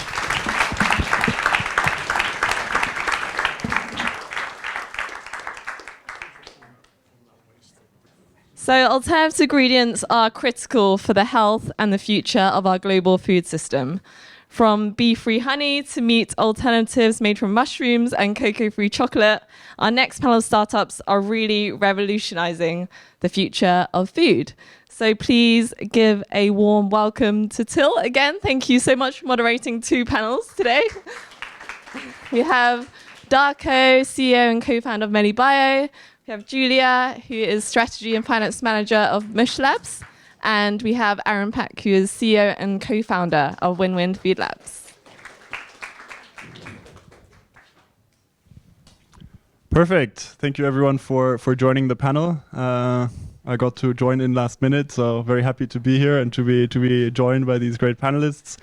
So today, you know, we're with the third panel, we're shifting gears a bit. So moving away from our existing food value chain and moving into the very new realm of new products. But I'll let the 3 panelists share their experiences. Why don't you kick us off with a quick introduction to yourself, how you got to it, and what you're building with WNWN. Ahrum. Happy to start. So my name is Ahrum. I'm a former management consultant and a reformed investment banker. It was through that lifetime that I realized climate change, A, is real, and B, it's our problem for this generation. I decided to use finance for good and actually create a business for good. So that's why I started looking very deeply into fermentation and how to harness that to create a better, more sustainable food system. And so I met my co-founder, Dr. Johnny Drain, on Instagram. I DM'd him. I'm actually the person that doesn't use Instagram the most, but anyways, that kickstarted our journey about 3 years ago. And what we do is we create alternative ingredients by using fermentation techniques and cutting edge food science. And our first product is cocoa-free chocolate. And you'll be able to try some outside later. Yeah, that's funny because my background is a bit similar. So I'm Julia, I'm the strategy and finance manager at Mushlabs. Before Mushlabs, I was working in investment banking, but then I also realized that, or I strongly believe the climate crisis is the challenge of our generation. So I wanted to spend my time on a solution, and I came in touch with the Mushlabs team. And at Mushlabs, we use biotechnology to grow mycelium, which are the roots of mushrooms. And we then use this mycelium that's grown via fermentation to create healthy, tasty, and sustainable food products. And yeah, I strongly believe that this can be a very powerful solution to the climate crisis. Hi everyone, my name is Darko Mandich and I'm a co-founder and CEO of MeliBio. We are a San Francisco-based world's first company using science to replace bees from honey production. So you probably ask yourself, what does this guy do? Why is he taking the work of bees from their plate? So bees are essential for our planet because the bee biodiversity helps us naturally process CO2 by having a rich flora and many plants that are important for this planet to stay alive. When I learned that honey production is unsustainable for bee biodiversity, I was really shocked. At that time, I was doing almost a decade of management and executive roles in honey companies all over Europe, and always loved the product, always loved these little creatures, and learning that the industry that I've been part of and building has a narrative that's pretty much delusional was a wake-up call for me. So I took a backpack, immigrated to the United States, met my amazing co-founder there, Dr. Schaller, and together in April 2020, we incorporated MeliBio and started working on a technology that's a combination of proprietary plant science and precision fermentation. We're very excited to be one of the fastest future food tech companies in the world, from the concept on a napkin to commercializing in United States and Europe exactly 3 years. So super excited to talk about this, super excited to offer you to try this world's first honey made without bees that's soon going to hit the shelves of the supermarkets here in the UK. Thank you. Yeah, I was in San Francisco last year in your lab, and I got to try some of the honey with some even stronger alcohol mixed in it. It's very nice. But Julia, we 2009, 2010 in San Francisco, it was kind of the first wave of Impossible Meat, Beyond Meat starting extracting pea-based protein to produce meat replacements. Since then, a lot has changed, obviously, and everyone's probably tried Beyond Meat. Why do we need an alternative to these plant-based patties? What is Mushlabs doing that is kind of changing the status quo? Yeah, great question. So I think what the Beyond Meat of the world have done well is taking the animals out of the equation, but then their products are still based on soy protein or pea protein, so they still require huge amounts of land, which are already today affected by climate change. So there are floods, there are droughts, and also those ingredients are really focused on bringing protein to the product. So Beyond Meat mixes over 20 other ingredients into their products, and it's ultra processed production. So they extrude the protein, they need to mix a lot of additives to mask the bitterness.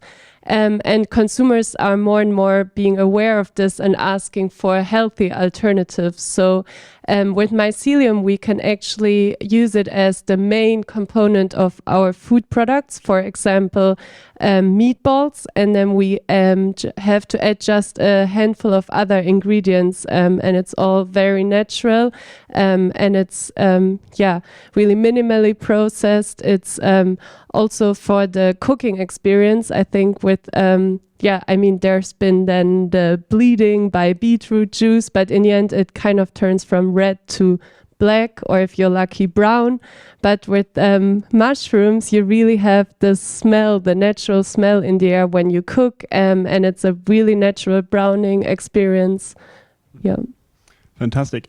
And I think, meat is very clear. We're all very conscious of the issues associated with it. But maybe Ahrum, what's the problem with cocoa? Why are you replacing it?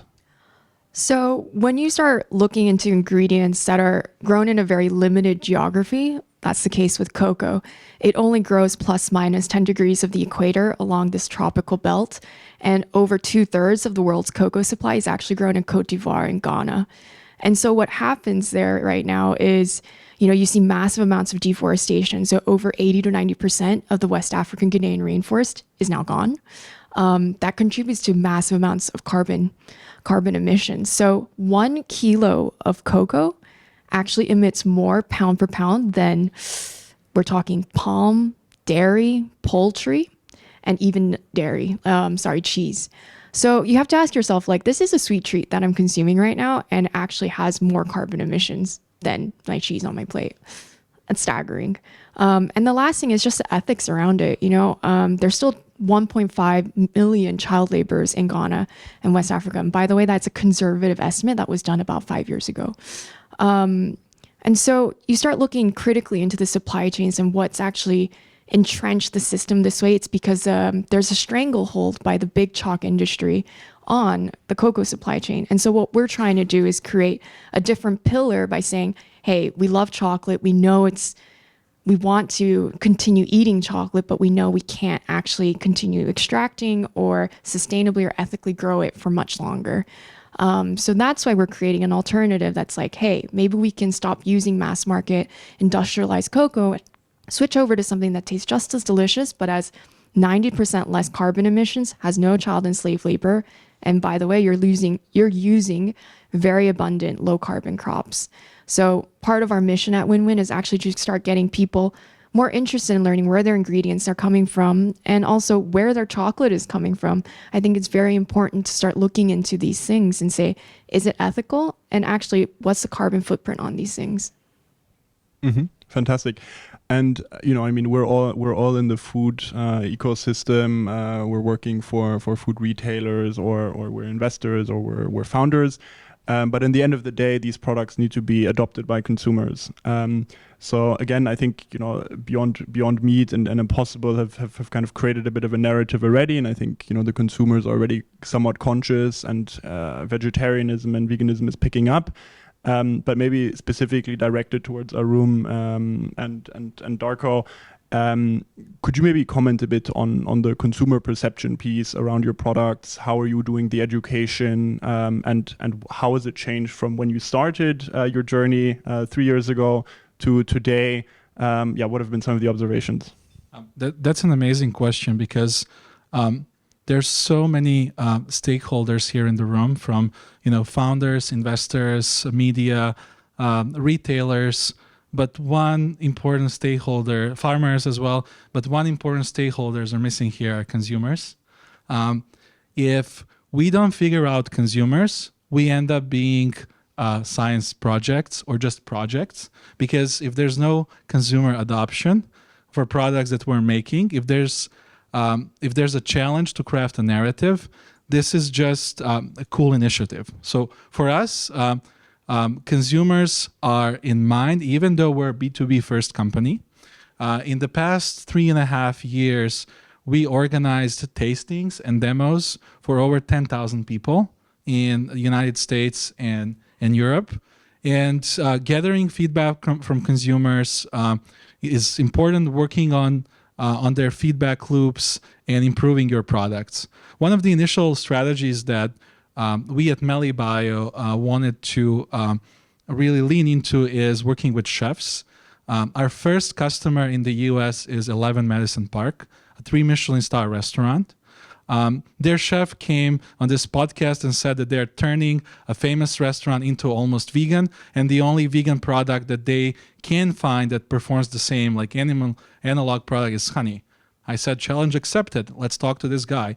We flew there, took the sample, talked to their team, and after 1.5 years of due diligence and back and forth, they became our customer. We wanted to make a big statement with the first customer being a 3 Michelin star place, because what we all forget about here is that there's so many important aspects to a product, including nutrition, but the 3 first important things when customers decide on the product loyalty is taste, taste, and taste.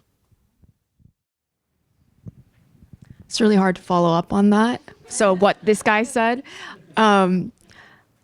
it's very crucial to remember the taste, right? If it's delicious, customers will kind of come back, right? If it's bad, they definitely won't. You kind of get one shot at this. And I think that's what the second wave of, alternative companies are looking at is it's not good enough just putting out an alternative product out there. It has to look good and it has to taste extremely good. And so what you'll notice with our products is actually it functions exactly the same as cocoa-free chocolate, of course it does, as chocolate. So chefs, confectionery companies, Mars, Mondelez, they can actually take our product, they can melt it, they can mold it, they can make it into any of their products. And that's something we focused on from day one is make sure it's scalable, it functions exactly the same way, and that it tastes exactly the same. So I think when you start going then to your other line of consumers, which are, regular people like ourselves, we really focus on making sure they have the exact same experience. When are they eating this? How does it coat their mouth? What is the texture? Does it make them feel happy? We look at all of these things, and it's very important to know everything about the customer experience.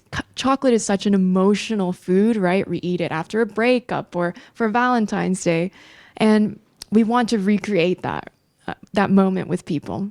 Yeah, fantastic. You mentioned taste, and taste is obviously instrumental to getting this off the ground and also to get adopted at great restaurants. However, there's always this inverse relationship in a way between cost and quality, right? At least in the traditional food industry, if you want to, have better produce, it's going to be more expensive, and as a result, if you want to scale something, you typically have to make concessions in terms of the quality of produce that you're using. Could you maybe touch upon all three of you? Maybe started with Julia. On how you're thinking about this cost point as you scale, while also maintaining quality. So that consumers on a mass level will ultimately adopt the products that you're producing. Yeah, so this is exactly something we focused on from day one, and that's why fermentation is so powerful, because today a cow is grown for 1.5 years to then use the beef to make food out of it. And our fermentation runs just 3 days, and then you harvest this fermenter and you get significantly more out of it than out of a cow. And the same applies to a soy field or a pea field. So it just much more efficient in terms of yield, but it also then for sustainability uses significantly less water, and all of this ultimately plays into your cost. So it's really a highly scalable way of producing food, and it allows us to bring high quality food, because like we said, food is emotional, and the good thing is then that mushrooms have been consumed through history and people really know mushrooms, and then we pair this high quality food with a highly efficient production process to deliver on both. Sure. So when Johnny and I met, I told him we've got to focus on price. A lot of fermentation technologies nowadays, they're nascent, and you already saw the steel tankers, there was a shortage of it. It's extremely pricey. Novel technologies require a lot of time. I'm a fan of them. I think they're part of the future, but I think the chocolate problem is now. We need to solve this and fix this now. So what's the next fastest way we can do that is actually relying on traditional fermentation techniques. We have a lot of things out there already that we can harness. So that's what we decided to focus on. And by doing that, we actually created a proprietary process that we've patented, and that allows us to actually create a really amazing product in a very short amount of time, that's actually at price parity with traditional chocolates on the market. So we're talking things like Valrhona, Barry Callebaut. You may or may not know these names, but they're the major companies like Olam and Cargill that actually supply your raw bulk chocolate as an ingredient to the Kit Kat that ends up in your dairy milk, right? That ends up in your hand. And so we really focused on that because price is a barrier. Let's be real, right? You can no longer create an alt meat synthetic biology burger for $250,000 expecting someone to buy that. Maybe one person, but you might not get a repeat customer. So what we wanted to do was ensure that our product can compete on the market, and it does. Mm-hmm. Fantastic. And Darko, from 3 Michelin stars to the canteens of Sodexo, what's the route? That's $1 billion question, right? The first little jar of sample that we made and brought to 11 Medicine Park cost $300,000 more expensive than Mosa Meat's burger. And yeah, I figured out there's probably few people in the world that can purchase that. Today in Europe, working with our strategic partner and customer, Narayan Foods, we're at parity with honey in Europe. So basically, how did we get there? You basically can't get a job at MeliBio if you don't have a failed scale-up project, either on a commercial or academic side. We're proud of ourselves being a team of people that have been building stuff and failing in a lot of things and in succeeding in some things, because having this culture of manufacturing is scale-up, you have to build that early in your team. Being in the Bay Area, I've seen amazing mission-driven teams of people that want to have Planet in a better place, but they're just not equipped with knowledge how to do it.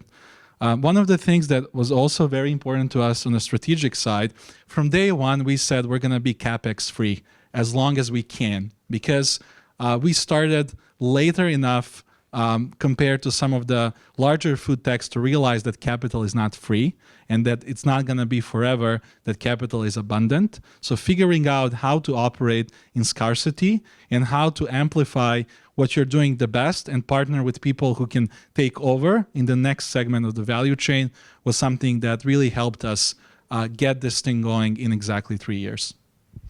Fantastic. And if I hear the three of you, our future is very bright, and we have a lot of fantastic products coming to market soon. However, in the reality, it's always a bit more complex with different stakeholders, obviously also partially working against you. So maybe as a final question to the three of you, what are kind of the one or two things that are holding back this industry, maybe holding also back your company? Be it regulatory-wise or other, that you would like to see changed? Maybe starting again with you, Ahrum. So the EU is on the right path, I would say. They just passed the EU deforestation regulation, which means all new products coming into the EU need to be free of deforestation going forward. That is going to impact large companies, but also smaller and medium-sized companies very heavily going forward, because it's like, how do you ensure that? Who's going to check that? Oh my God, what do? We have a solution. So regulation really plays a key part in that, but I think it also comes down to, for us, what I want to change is actually consumer perception, right? Food costs little because it's subsidized. Food shouldn't cost so little. And so it's very challenging as a startup when you're like trying to compete with companies that have subsidies, right? And so it's a combination of all of us working together, consumers, producers, industry, to actually come together and say, hey, the industry is a bit broken right now. Supply chains are a bit broken. Let's actually fix it together. We're not saying no cocoa, no nothing. We want cocoa to stay. We want to continue eating all of these things, but let's work together. I think that's a fundamental shift in society and how we think that I would like to encourage. Fantastic. Julia? Yeah, I definitely agree with all of that. And in addition, I think especially the EU is increasingly passing legislation supporting. For example, we're also supported by the European Innovation Council. So food security is really something in their mind, but at the same time, it's still really bureaucratic. For example, regulatory approval takes time, and it's for a startup sometimes quite hard to navigate and keep running to wait until you figured out or have the whole clarity. And then even though we can compete with the current prices, we can just not make the change we want to the food system if the meat, the dairy and so on, it's just subsidized and no one pays the fair price. So I think there are some initiatives now where retailers in Germany give the true price to prices that consumers really understand what the impact is of the food they eat and how each and everyone can make his own impact with the choices he makes in the supermarket. Mm-hmm. Fantastic. So yeah, I think hearing a bit of kind of consumer sentiment change, government. You're based in the US, so a slightly different regulatory framework. What would be your points? Are you saying that it's easier for me?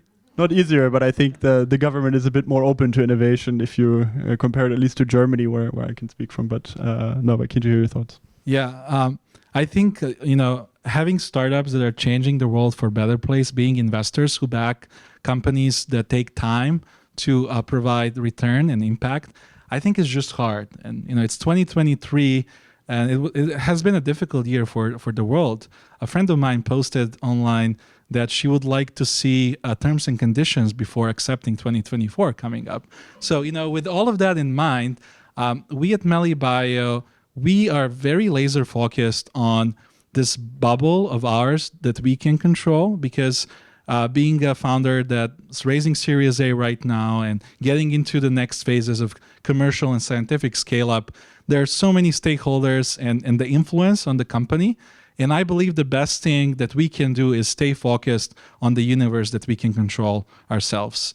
That is by talking to our consumers, that is by making our science better, scale up better, pretty much internally focused, because if you get outside of your house, outside of your company, there's a world out there that requires a lot of thinking and processing, and that's just taking the energy away from building and from really showing to the market with commercial success that this thing that we're doing is the next thing.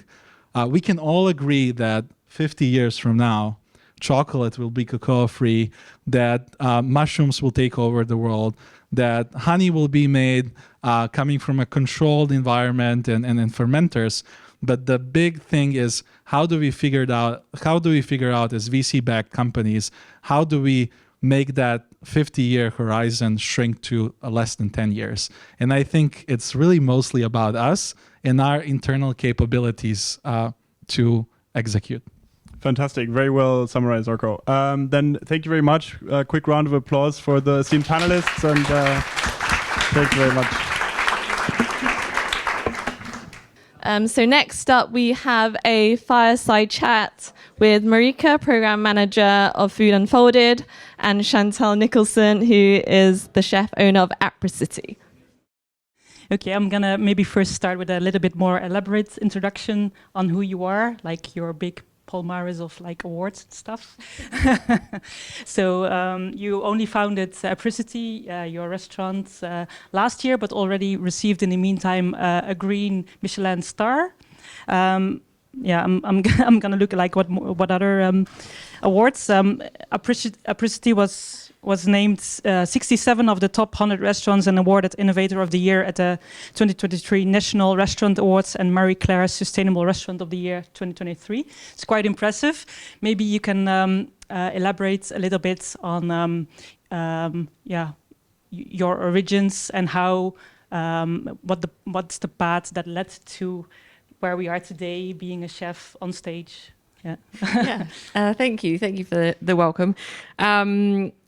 I think for me, I kind of feel like I've come full circle, I guess, is kind of, I guess I'm a big fan of the circular economy, and I feel like I've made my own kind of circular economy, really.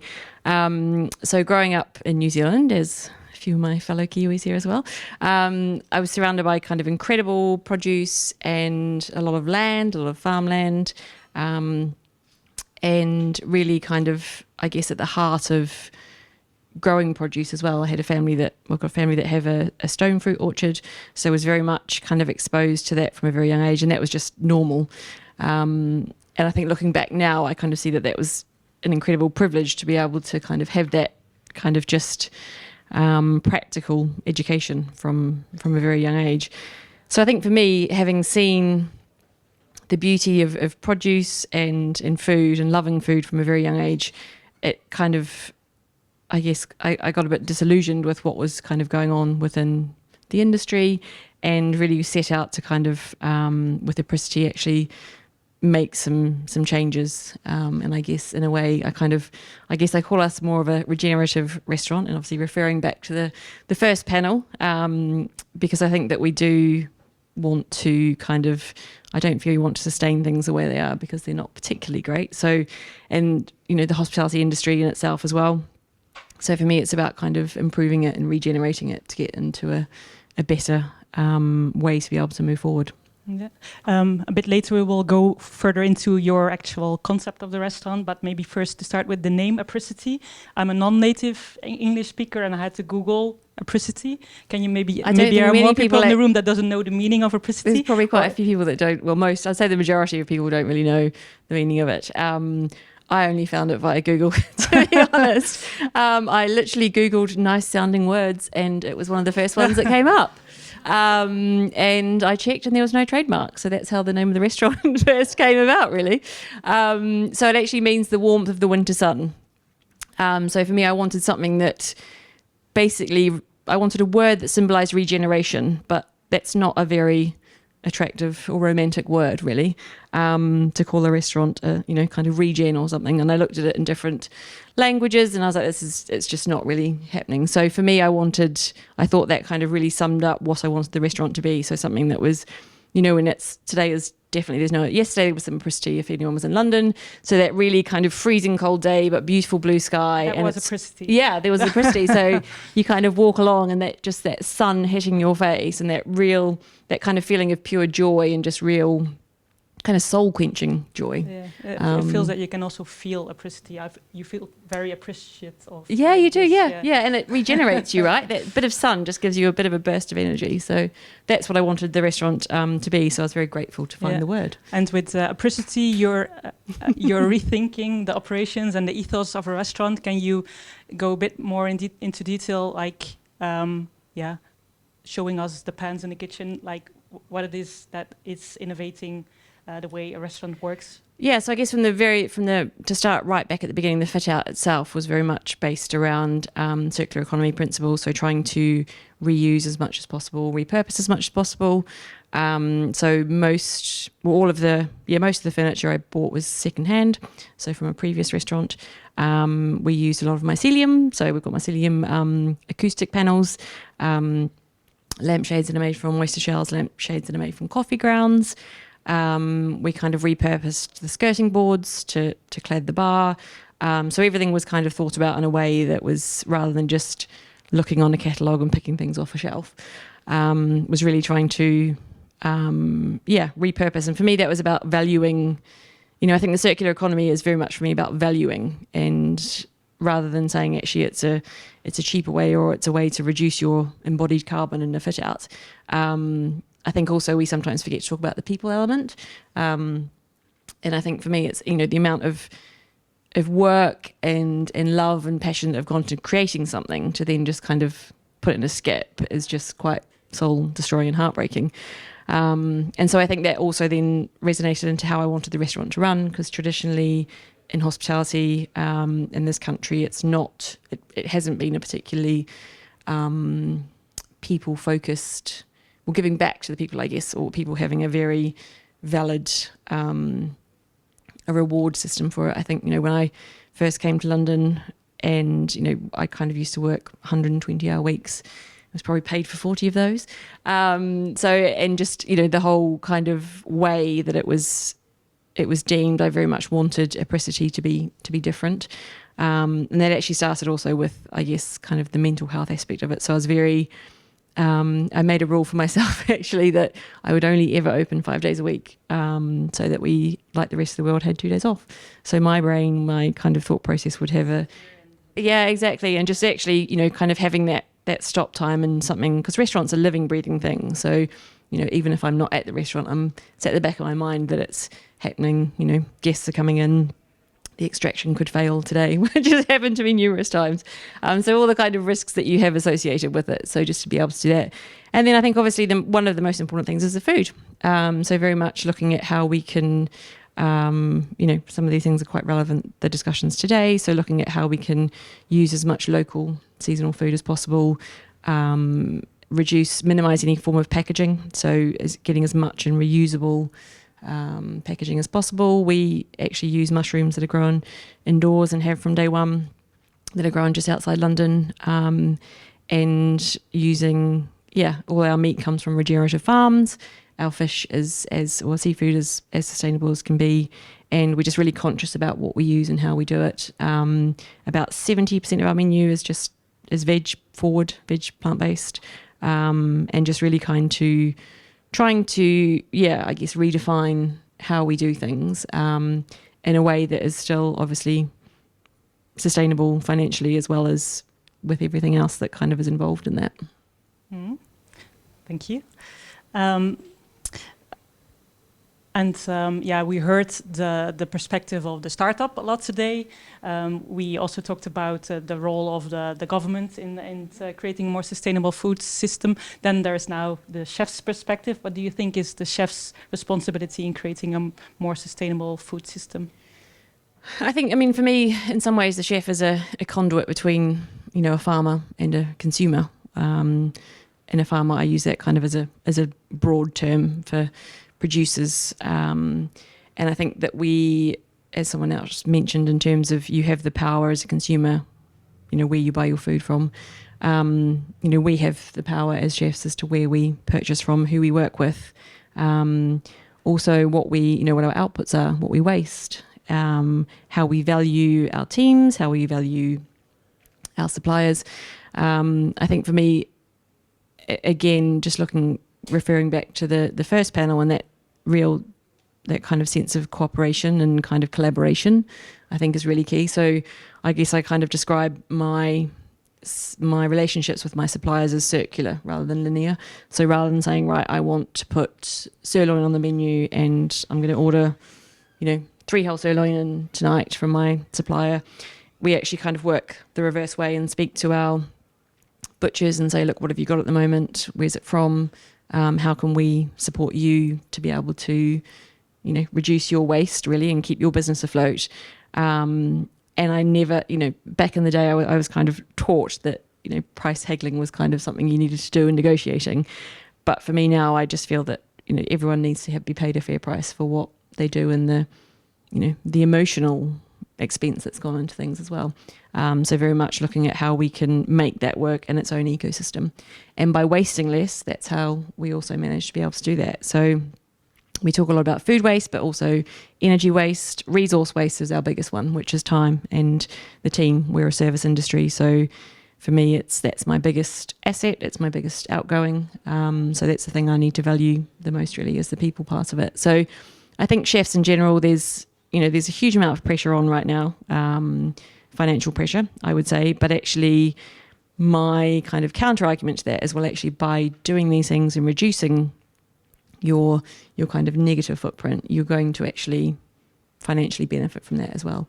You'll have a happy, healthier team. You'll have a team to start with, and I think you'll also pave the way to be able to make these changes that we need to. So for me, it's just about being really conscious and actually making decisions rather than letting the decisions be made for you. So rather than just kind of going with the flow and using a supplier that you've always used, it's kind of stopping and questioning and just evaluating if that is the right supplier to use, or if there's a better one out there that can better, kind of help support a better food system. Yeah. It sounds like a quite big responsibility that the focus is way broader than just creating tasty food. And do you see this happening with more chefs? Is it a trend to be so conscious? I hope it's not a trend. I hope it's just a way forward, to be honest. But I think it's very complex. It's a very layered industry, because obviously you have, I'm a very small, tiny independent operator. I can make my own decisions. There's a lot of chefs that don't have that freedom to make their own decisions. But they do have the freedom to kind of question, I guess, if further up the ladder as to where the supply is coming from. So I think it's very much just about, sometimes it is just about asking those questions. And if the answer is no, or if it's we can't do that right now, at least it's triggered a thought process. You're a founding member of Chef's Manifesto. Can you maybe explain what it is? Yeah, so it's a global framework, an organisation that works across the world and just kind of works with the SDG 2 mainly, and looking at how to protect a bit more of the food system. So just respect for how we what ingredients we work with and how we treat people. And it's just, it's a network of how we can have discussions about these very things, about how can we support each other to improve things moving forward. Yeah, and by focusing on seasonality, local sourcing, circularity, I think it comes with a price. Not everyone can afford to go to your restaurant. How do you make sure that the efforts you make are going further than the people you serve in your restaurant? Yeah, I think by working with the suppliers we work with as well. So I think one of the things we do is support small kind of suppliers that can then also work with their local communities. And we, a couple of those, which a lot of you will be familiar with the name. So places like Hold Me Dods that work with kind of pulses and grains, that we support them and again use their incredible produce, and that allows them to be able to keep going. And they're also a retailer, or they're supplying into retailers now. So I think on the whole, it's almost what we kind of at one end of it, but if we can support those at different parts of that journey, then that will also encourage, and just by us kind of working with suppliers, that hopefully they can kind of scale and ensure that the food is a bit more accessible to all. And I think kind of advocating and educating as to why things are the way they are, why we use certain ingredients, why we don't use certain ingredients, and to, I guess kind of change up people's perceptions. So I think if we can help shift perceptions, then that should filter its way down as well. Okay. We all experience that making... A bit closer? Okay, thank you. You will experience that making sustainable choices is not really an easy thing to do. There's the news, there are studies coming out all the time, and there can be conflicting messages. Should we eat UPF or shouldn't we eat UPF? How do you inform yourself and decide on how you make your choices? How do you define sustainable food and translate it to your restaurant? Again, that's a very layered question. I think for us it's, and sometimes it's conflicting, because sometimes it's saying, okay, we can get local produce from X, but it comes in plastic. So we can get something that doesn't come locally, but is in reusable packaging. So there's all these complex layers to questions, and sometimes it's going with the least bad, I guess, is kind of a good way to say it.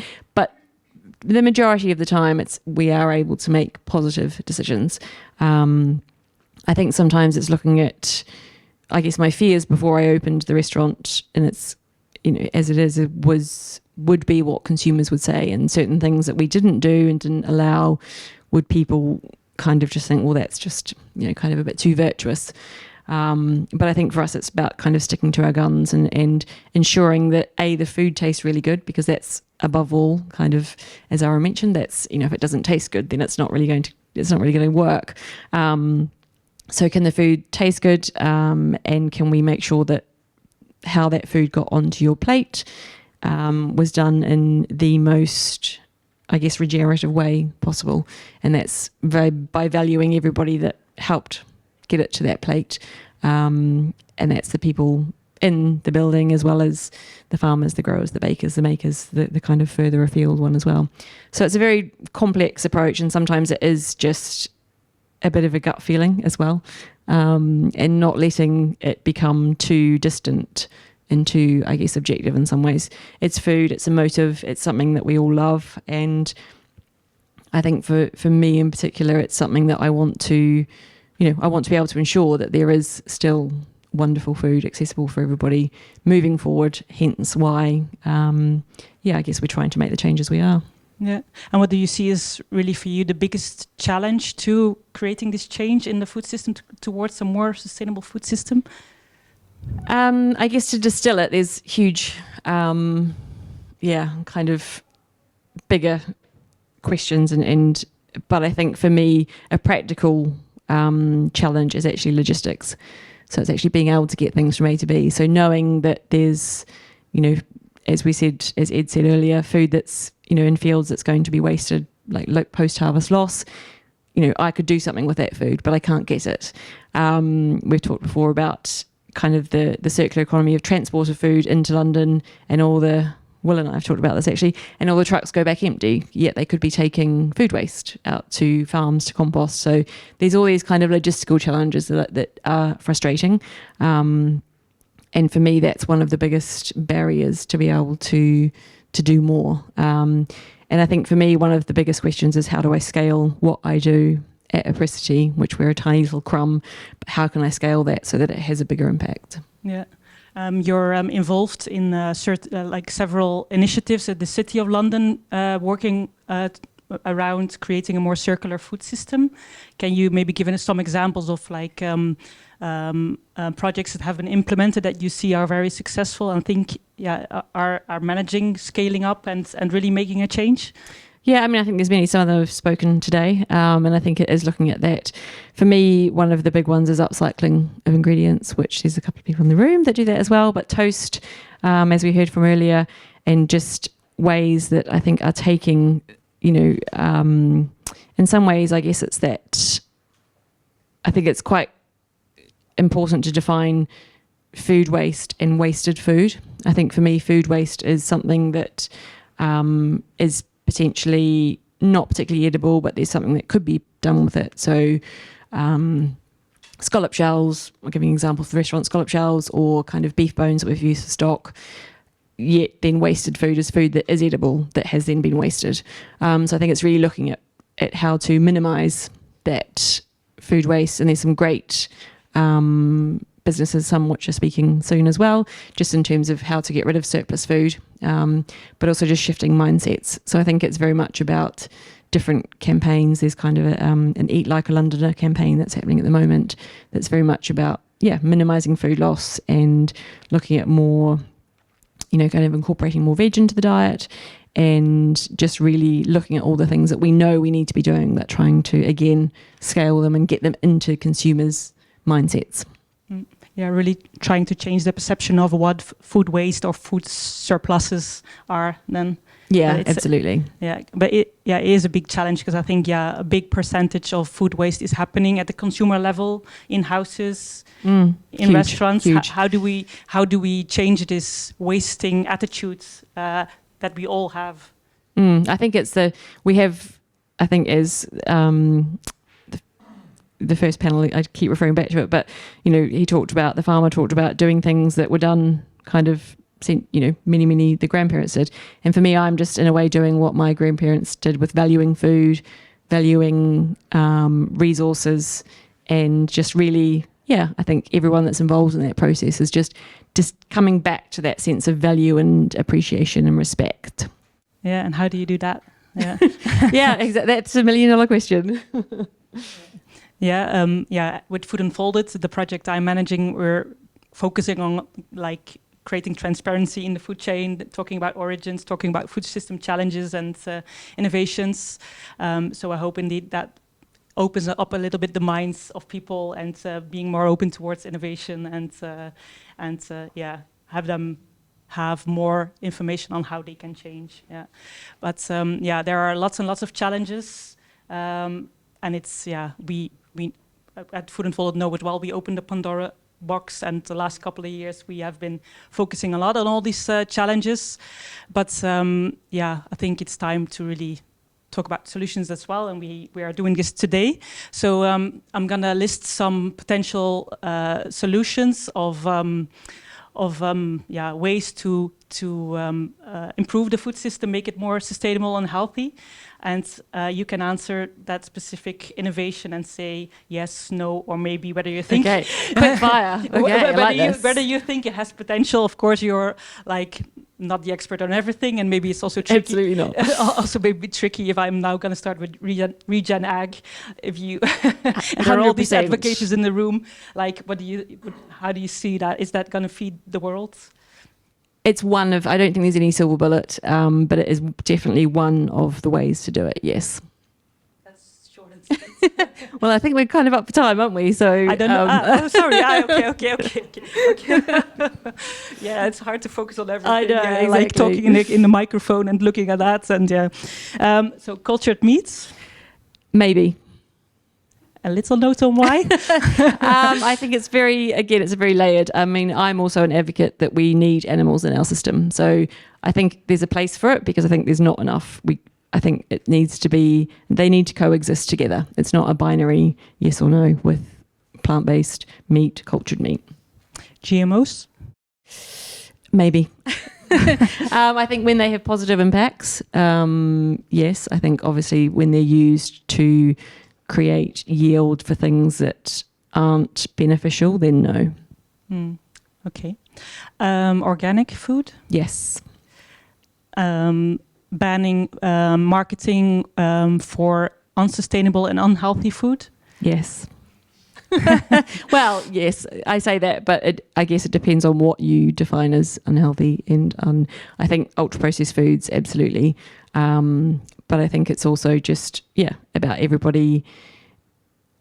There's a lack of understanding and a lack of connection of food, I think, especially in the UK. So I think it's being aware of that, and rather than kind of patronising it, it's actually trying to work with it, not just put a veil over it.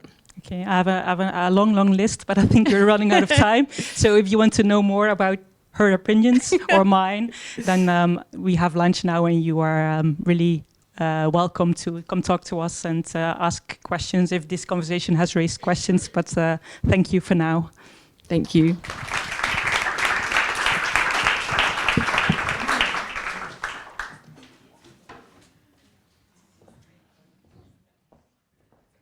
So next, I have the pleasure of moderating the final panel today. So please welcome on stage Will Dennis from Delsford Organic, Emmanuel Hopkinson from M&S Foods, and Jamie Cromie from Too Good To Go.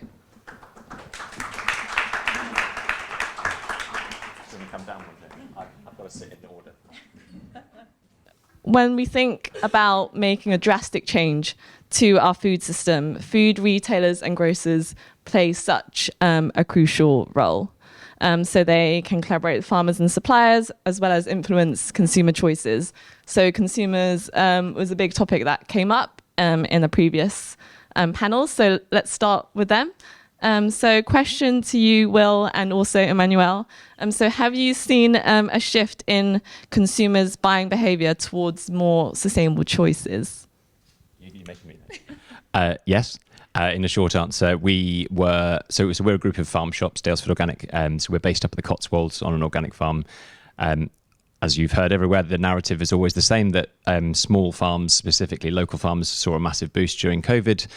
People being more appreciative of where their food came from, but largely turning to localizing their food selection. So we were very successful, not just in attracting new customers to us, but also being given the platform to educate people on where their food was originating. So the trend has not slowed down. We haven't seen a drop off in footfall since the pandemic, but what we have seen is an increase in the number of questions that we get about what we're doing. A lot more consumer pressure, which is a really good thing, certainly for someone in my job. And so I think that the trend will continue. Maybe not necessarily in terms of sales, but certainly in terms of interest and questioning, which is really great. Hi, everyone. Is that close enough, hopefully? So, I work for M&S Foods, and at M&S, we want to be the most trusted retailer where exceptional product is really at the heart of what we're doing. And we know that sustainability is really core to that trust equation for customers, but also the quality equation. So what we see is that the two things that customers care most about are quality and value. But we know that sustainability is really important to quality, and that's important to the way that the customer perceives the value of our products.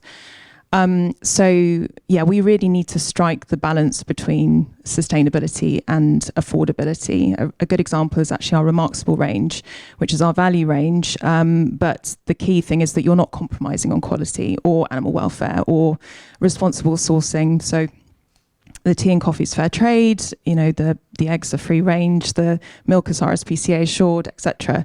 And we've seen some really good growth from that range. It's in 12% of our customers' baskets. So for us, it's really, really key. I guess then, what do customers care most about in terms of ESG? And I think there are some areas, waste is really, really top of mind. 70% of our customers are concerned about the cost of living crisis, and that's massively driven waste up in terms of importance. And plastic and packaging, clearly very tangible issues, really clear problems in our customers' households. Animal welfare, particularly important for our customers. And then you're kind of getting into sort of climate and nature, less well understood, but customers know that they're issues and expect us to be acting on them. So it's then a job for us to do on education. We've spoken about it today, and we're starting to do that more. We see a real role for farmers to play in being those storytellers. So I don't know if anyone's caught our Farm to Food Hall campaign over the spring and summer.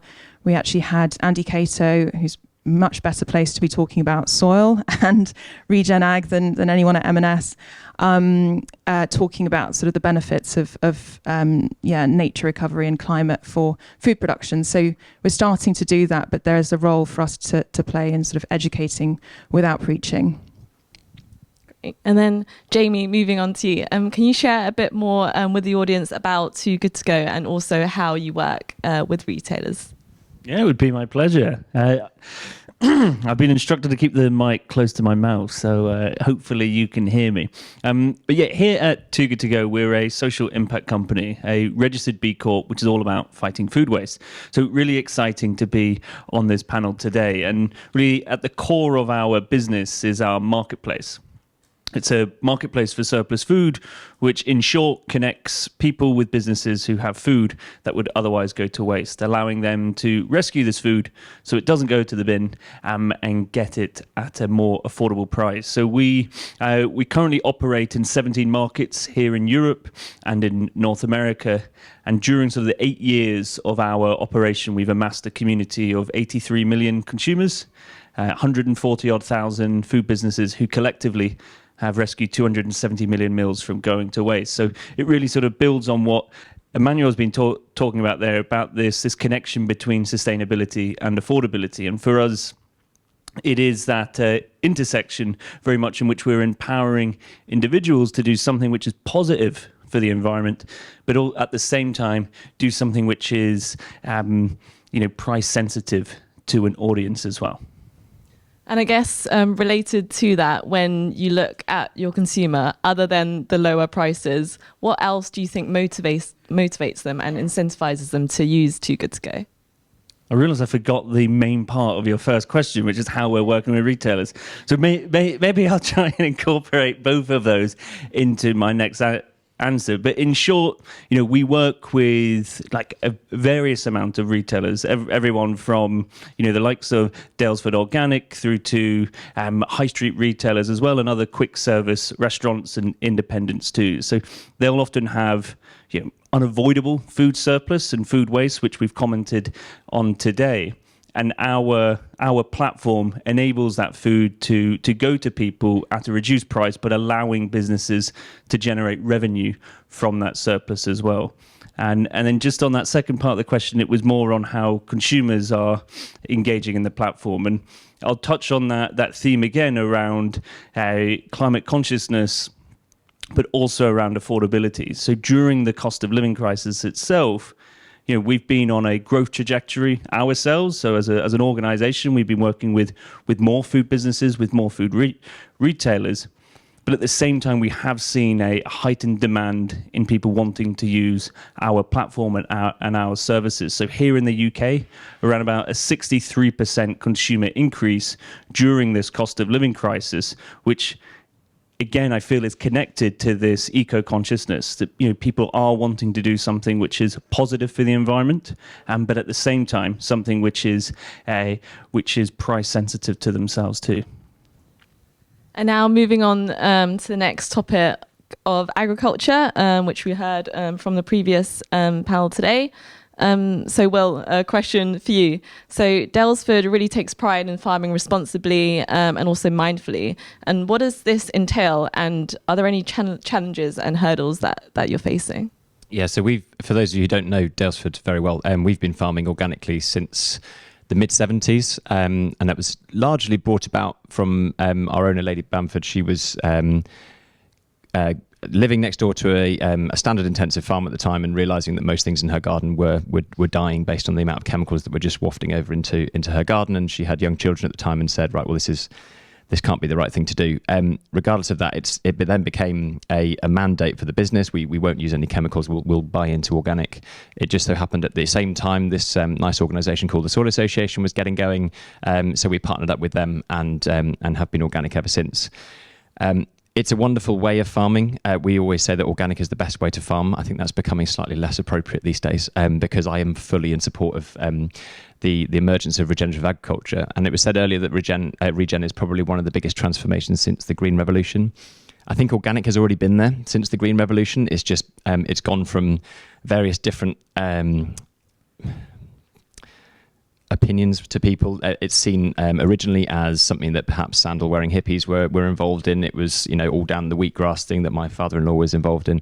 But it was also seen to be an aspirational brand. So even now, organic carries a really high price point, a high price premium, so it can be quite inaccessible.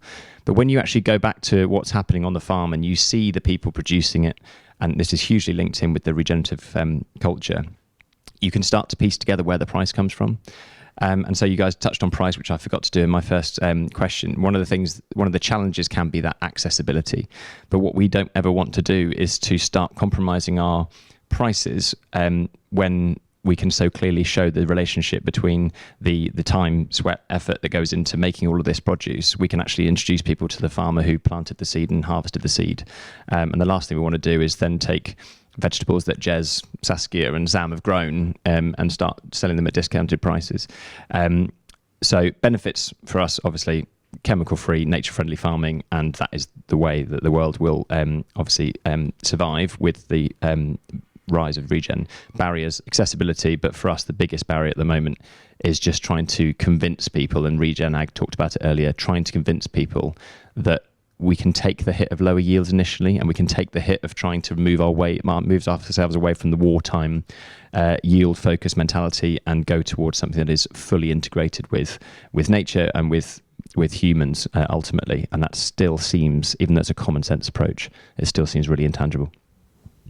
And I guess similar question to you, Emmanuel. How is M&S Foods working with farmers and suppliers to drive sustainability? So this is my role. I've been at M&S for 8 years working on a number of different areas, but I now work with our agronomy teams and growers around the world to try and improve the impact of our products and grappling with biodiversity loss and carbon reduction and water scarcity. So I think that the most important piece is the relevance of agriculture in relation to our carbon footprint. So 70% of our food's carbon footprint is from agriculture. About 50% of that sits with livestock, mostly ruminant agriculture. So it's really, really key that we're focusing on that area. Another linked impact area is obviously land use change and deforestation associated with soy production that's fed to animals in our supply chain. So we're also talking about very complex, large supply chains, thousands of, 8,000 plus livestock farmers in the UK, hundreds of produce farmers in the UK, many thousands of produce farmers internationally, hundreds of thousands in our smallholder supply chain. We've talked about coffee and cocoa today. So it's a complex picture, but we just need to focus on where the impact is greatest and work with our direct suppliers. So we ask for all of our suppliers to have science-based carbon reduction plans linked to our net zero mission for 2040. And then there's a real focus on livestock agriculture. So our internal agriculture teams are working with our suppliers to create species carbon reduction roadmaps across poultry, beef, etc. And there's a lot of really fantastic R&D and innovation happening to start landing these roadmaps as quick as possible, from work around genetics and breeds to feed formulation, methane inhibitors, right the way through to, green fertilizer, hydrogen produce, etc. So there's lots of really interesting innovation happening there, but it's imperative that we focus on that. I think that the key for us is that we don't have this tunnel vision when it comes to carbon, and we are highly dependent on nature to produce our food. 70% of crops require pollination. We need to manage increases in pests with climate change, etc. So biodiversity is key. We launched a program, Farming with Nature, in the UK a few years ago, with a real focus on enhanced standards, yes, but providing, locally relevant, independent specialist advice to our farmers. So we've established grower groups. We talked about the need for that already today, but also innovation and trials, trying to sort of evidence some of these shifts towards nature-friendly and regenerative farming, but also how on earth do we monitor it and measure biodiversity? It's really complex. So we've been looking at eDNA, remote sensing.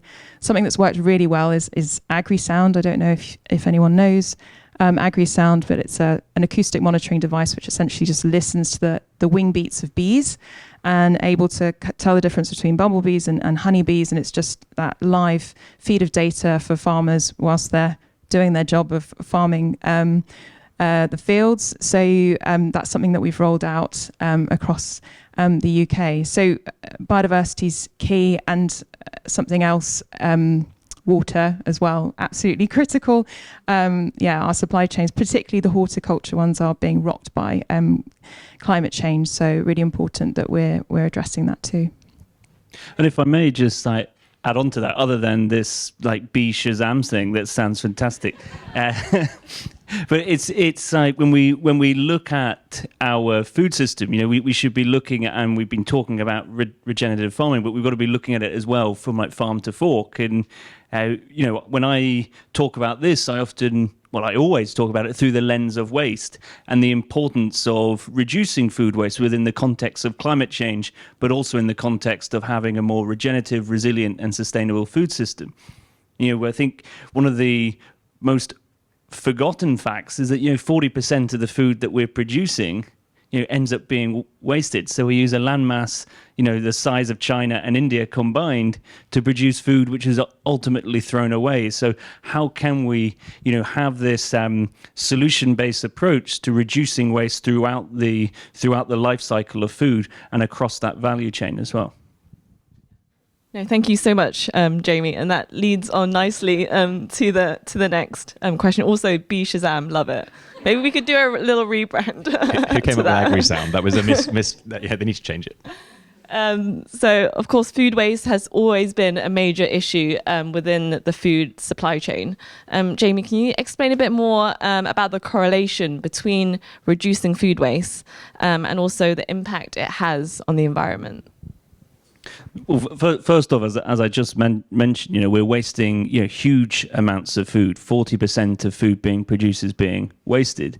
And as has been sort of the central theme to today, we know that food system itself accounts for around 30% of greenhouse gas emissions. But food waste alone is around 10%. So I can't remember who it was who was using the parallel between aviation, which is around 2.5%. Plastic waste is around 3.8% of global greenhouse gas emissions. Food waste is 10%. And there's been research which has been headed up by Paul Hawken, who's far more smarter than me and has multiple letters at the end of his name. He founded Project Drawdown, which their research has come to point out that reducing food waste is the most impactful thing that we can do as individuals, but importantly as people within this room, as leaders, that we can do to limit global warming by 2 degrees by 2100. And the reason behind this is because reducing food waste, it's so simple. It is so immediate. So, unlike, I think it was Rob was talking about a transition to electric vehicles, unlike transitioning to electric cars, reducing food waste is something we can do right now. It is something which we can all start doing, and it starts having that positive environmental impact immediately. And I guess follow-up question, what role do you see technology playing in enabling retailers to reduce food waste? I think the beauty around technology is the capacity to scale. I think lots of the startups and innovators and founders who have been on the panels today have spoken about the importance of scale. And so when I talk about this from a Too Good To Go perspective, we've been able to use our technology to reach retailers in multiple geographies without having to have a super complex or robust operations or logistics network. The fact that our model is connecting individuals directly with food retailers themselves mean that we can scale and as a result have more and more impact. So our leading KPI, our Northern Star, so to speak, is our meal saved. And that's how we measure our success. So our commercial success, but our environmental impact is directly correlated to the amount of meals that we can rescue. And so this premise of scale is centered within technology. In addition to that, technology enables us to share insights on with our partners as well. So we can help them to reduce food waste in the first place and be this end-to-end solution to enable a real system change and systemic change when it comes to food waste reduction. And then a question for you, Emmanuel. What are some of the key initiatives that M&S is driving to reduce food waste?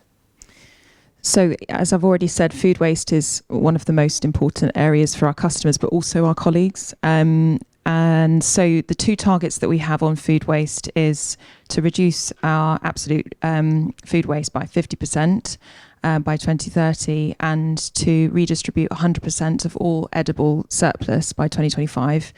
Last year, we reduced our food waste by 40% and we got to 80% of our edible surplus redistributed, which we think is in a good position, but more to do. And we should definitely celebrate these things because it is a journey for sure. Cheerleading. Diplomatic, yes. So there's a few focus areas for us. First is sort of how do we help our customers reduce food waste at home, and something that we've done, which has made quite a bit of impact this year, was take best before dates off 300 lines, fruit, veg, and fresh milk. So really giving our customers that chance to use their own judgment. There's a lot of focus on managing in-store waste linked to our redistribution target. We've got a partnership with Neighbourly, so all of our stores are connected to good causes, and we've redistributed something like 75 million meals so far, which is awesome. Linked to the cost of living crisis, we've established food donation points in our stores, allowing customers to donate food, and anything that we can't redistribute, we offer to our colleagues. So that's altogether really helped us to step our redistribution numbers on. And then supply chain, we started talking about this, and I think there's much more to do here. We ask all of our suppliers to have a redistribution plan in place, a food waste reduction plan in place. We're starting to redistribute more in the supply chain, so we've committed to redistributing 1 million meals through Fair Share with our supplier Two Sisters. But we're actually working through Manufacture 2030, which is a platform that a lot of the retailers use in the UK to get a bit closer to our suppliers' policies on waste, some of those numbers, so that we can be a bit more targeted on driving food waste reductions in the supply chain. Great, some fantastic initiatives there. And Will, similar question to you. What approach is Daylesford taking when it comes to food waste? So it's brilliant being on an organic farm, because organic farming forces you into this closed loop cycle, because you're not allowed to bring any external inputs in terms of artificial fertilizers and pesticides. So your fertilizer comes from the output of your cattle. Everything's continually rotated. So you get an appreciation for waste or surplus and being able to repurpose it back into the cycle. You then add a layer of complication when you decide to open up a farm shop. You think, wouldn't that be great to make some money? And then you think, oh no, we're opening up an avenue of waste. So very early on, we adopted this zero food waste principle, which then had to be slightly edited to become zero edible food waste principle. So everything that's edible, and obviously very similar to what we're talking about here, everything that's edible that comes out of our restaurants, out of our shops, and off the farm, there is just a blanket policy that it cannot end up in a compost or in a bin. And so it probably won't surprise you that we've got about, I think, 6, maybe 7 different avenues for redistributing that. So similar to what Emmanuel was saying, colleagues, specials boards, of course, when it's coming out of the restaurants for the following day. We have a long-standing partnership with the Felix Project in London, who are a fantastic charity redistributing to over 100 schools and charities. Up in the Cotswolds, we work with the Oxford Food Hub. We also work with Fair Share and City Harvest. And you get to the stage where these wonderful partnerships start to then influence your buying decisions. So we got to the stage where we had a warehouse full of CBD products that we thought were really cool and innovative that nobody wanted to buy, and none of the charities could take them because they were CBD. So we're like, right, we should probably stop making CBD products because if they don't sell, we can't meet our zero food waste target. But then at the same time, we have just a general waste attitude, which is that genuinely there should be no such thing as waste. So the two standard things that you should hear in these conversations: one, designing out waste in the process of making products. So following that design all the way through to the end use for the customer, and we'll talk about packaging a little bit, but we shouldn't be producing anything that causes a customer a complication. We shouldn't be transferring the guilt of stuff to our customers. And at the same time, anything that we do produce that isn't going to be turned to a product should be seen as a financial opportunity. And as I said, having an organic farm, you go into that mentality of everything being so valuable because it costs so much more than just spraying the hell out of it with chemicals. So very early on, we took surplus out of the abattoir that we own, and we were able to take bones and meat waste and carcasses out of the abattoir and put them into our production units to make bone broths. Similar with gluts of fruit and veg from the market garden. They get channeled into chutneys and jams. And suddenly you're like, oh, we're making money from stuff that's going in the bin, and it becomes quite addictive to the point where you get into the rest of the supply chain, and we're now this really ugly, complex business of 10 different industries. But we've now got Dalesford cafes who are sending their used coffee grounds to Bamford, our beauty business, to make coffee scrubs. We've got our vineyard that we've got in France sending us grape must to turn into plant leather and potentially resveratrol skincare. Like it becomes a little bit of a bug. But I think that everybody, and as Jamie said, one of the best things that we can do is to focus on waste as an individual. I think the stats say it's something like 21 times more impactful on the climate than going vegetarian, cycling everywhere, and stopping flying combined. So waste is king. But as I agree with earlier, don't call it waste, call it opportunity or surplus or something slightly more exciting. And you just touched upon packaging there. So what are some of the exciting opportunities and innovations that you see in the packaging space? Things that I've seen, obviously loads. Stuff that we're actually doing. One of the big targets that we have, and I haven't set a date to this yet, is 100% recyclable packaging by 100% of UK customers at curbside, which is a step on from what it used to be, which was just let's go for 100% recyclability.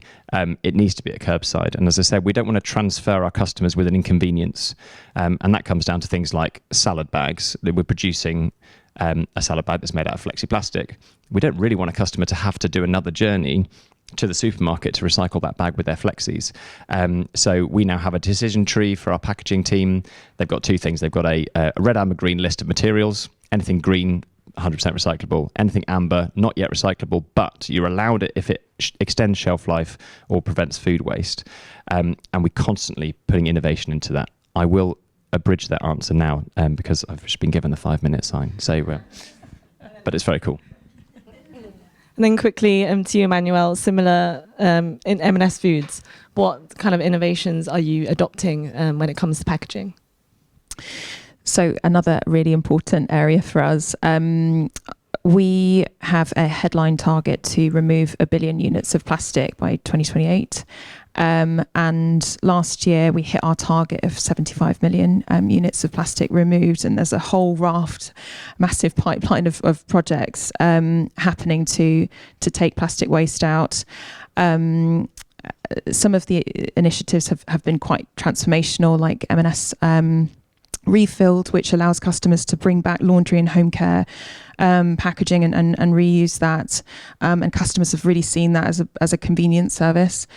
I think what's really important is that we are ensuring that we're driving recyclability with all of our plastic reduction initiatives. A couple of good examples would be moving our tomato punnets into paper or cardboard trays, which are fully recyclable. We've launched in the last couple of weeks the first retailer to launch a fully recyclable paper fibre coffee cup in all of our cafes, which is cool. And but yeah, really important that's all recyclable and in existing streams. And I think absolutely food waste is critical. We cannot deliver these innovations and create waste or compromise the quality of our products. So we're constantly sort of testing that and sort of recognizing that plastic is a really great material that protects the products and is, relatively speaking, has a lower environmental footprint, but we need to be able to recycle it. And for the currently impossible plastic packaging, we have offered a take-back service in our stores for our customers to be able to bring back those flexible plastics to be able to recycle them. Amazing. And just to finish off with a very important but very big question, what are you most hopeful about for the food industry? And Jamie, I'm going to come to you first. Really profound statements. No, I think for me, there is a lot to be optimistic about when it comes to our food system. I think first off, like settings like this where we're actually having these meaningful conversations, and it's incredibly inspiring to see the amount of innovation which is happening just in this very room. But I think as well, when we look at it on a more geopolitical scale as well, the fact that we now have a food systems day at COP28 for the first time ever is something that we should be championing. Now we just need to hope that that actually moves to something more meaningful and that discussion goes to action. But I am incredibly motivated, incredibly inspired to what our food system's going to look like. And again, when I just sort of look at it from a Too Good To Go perspective as well, last year we became the 7th most downloaded food and drink app globally. Now I say that not to sort of show off, but rather that this demonstrates that people actually care about sustainability, and that we're able to show that food and drink and food particular has the capacity to really create impact at scale. I'm going to use a product to illustrate this. It is a shameless plug for an M&S product, but I think it shows how we can deliver something that's quite transformational and work collaboratively with our supply chain. So we work with Wildfarmed to create a range of regeneratively farmed loaves, or loaves with regeneratively farmed flour. And we managed to get that flour into our collection sourdough, which is delicious. And the manufacturing process is really innovative and based on traditional kind of methods. But it was the collaboration that happened between, right across the chain and with the Wildfarmed teams to get to the right quality, to make sure that commercially it all stacked up. And then they were able to tell the story and win over our colleagues internally and get on the TV and talk to our customers about it, which is so important to creating that market demand for more sustainably produced products. So shameless plug, sorry, but it's also delicious. If you haven't tried it, you should. Surprised it's not our sandwiches for lunch. You missed a trick. We do have some sourdough from Wildfarmed, so. And then Will, over to you. It's probably slightly off topic, but I think the most exciting thing for me is people, and that sounds really spiritual. But I genuinely, I have had so many conversations in this calendar year that have made me feel really excited about where I work for the first time in many, many years, because most of us working, probably everybody in this room, we're in our roles, and it can often feel like when you're talking to a friend or somebody outside of the business, you can feel like you're embarking on some crazy thing. But this year is the first time that I've really felt that everybody's sort of pulling in the same direction. And I've, again, for the first time, feel the groundswell of idealism and demand, certainly from younger generations, is starting to outweigh the frustration with the top-down approach. And I genuinely feel like at some point we will overthrow the government. I feel like there will be a revolution, which makes me really excited. And one of the things I'm most excited about from a people point of view, we've got the Natural History Museum, one of the best places in the world. We're going to be launching the Natural History GCSE in 2025. It's the first time we've ever had something like this for children in the curriculum. And while it's designed to get people mandate coursework in the field, it gets people out there to see farms, to see where the food comes from, to actually at that young age connect them with nature. And that, as part of that underground movement, will raise awareness, will raise that voice. And I think that's probably more exciting than, well, probably not more exciting than M&S sourdough, but definitely up there. No, that sounds amazing. I wish I had that when I was in school. So congrats on that. So thank you to our panelists. So that marks the end of our event today. I'd like to thank FoodLabs, also to all of our speakers and panelists, and also to each and every one of you for being in the room here today. So please don't leave yet. We have a special food tasting station out there, and we'll also have lots of nice canapes, drinks, refreshments, and also lunch networking. So thank you so much and enjoy.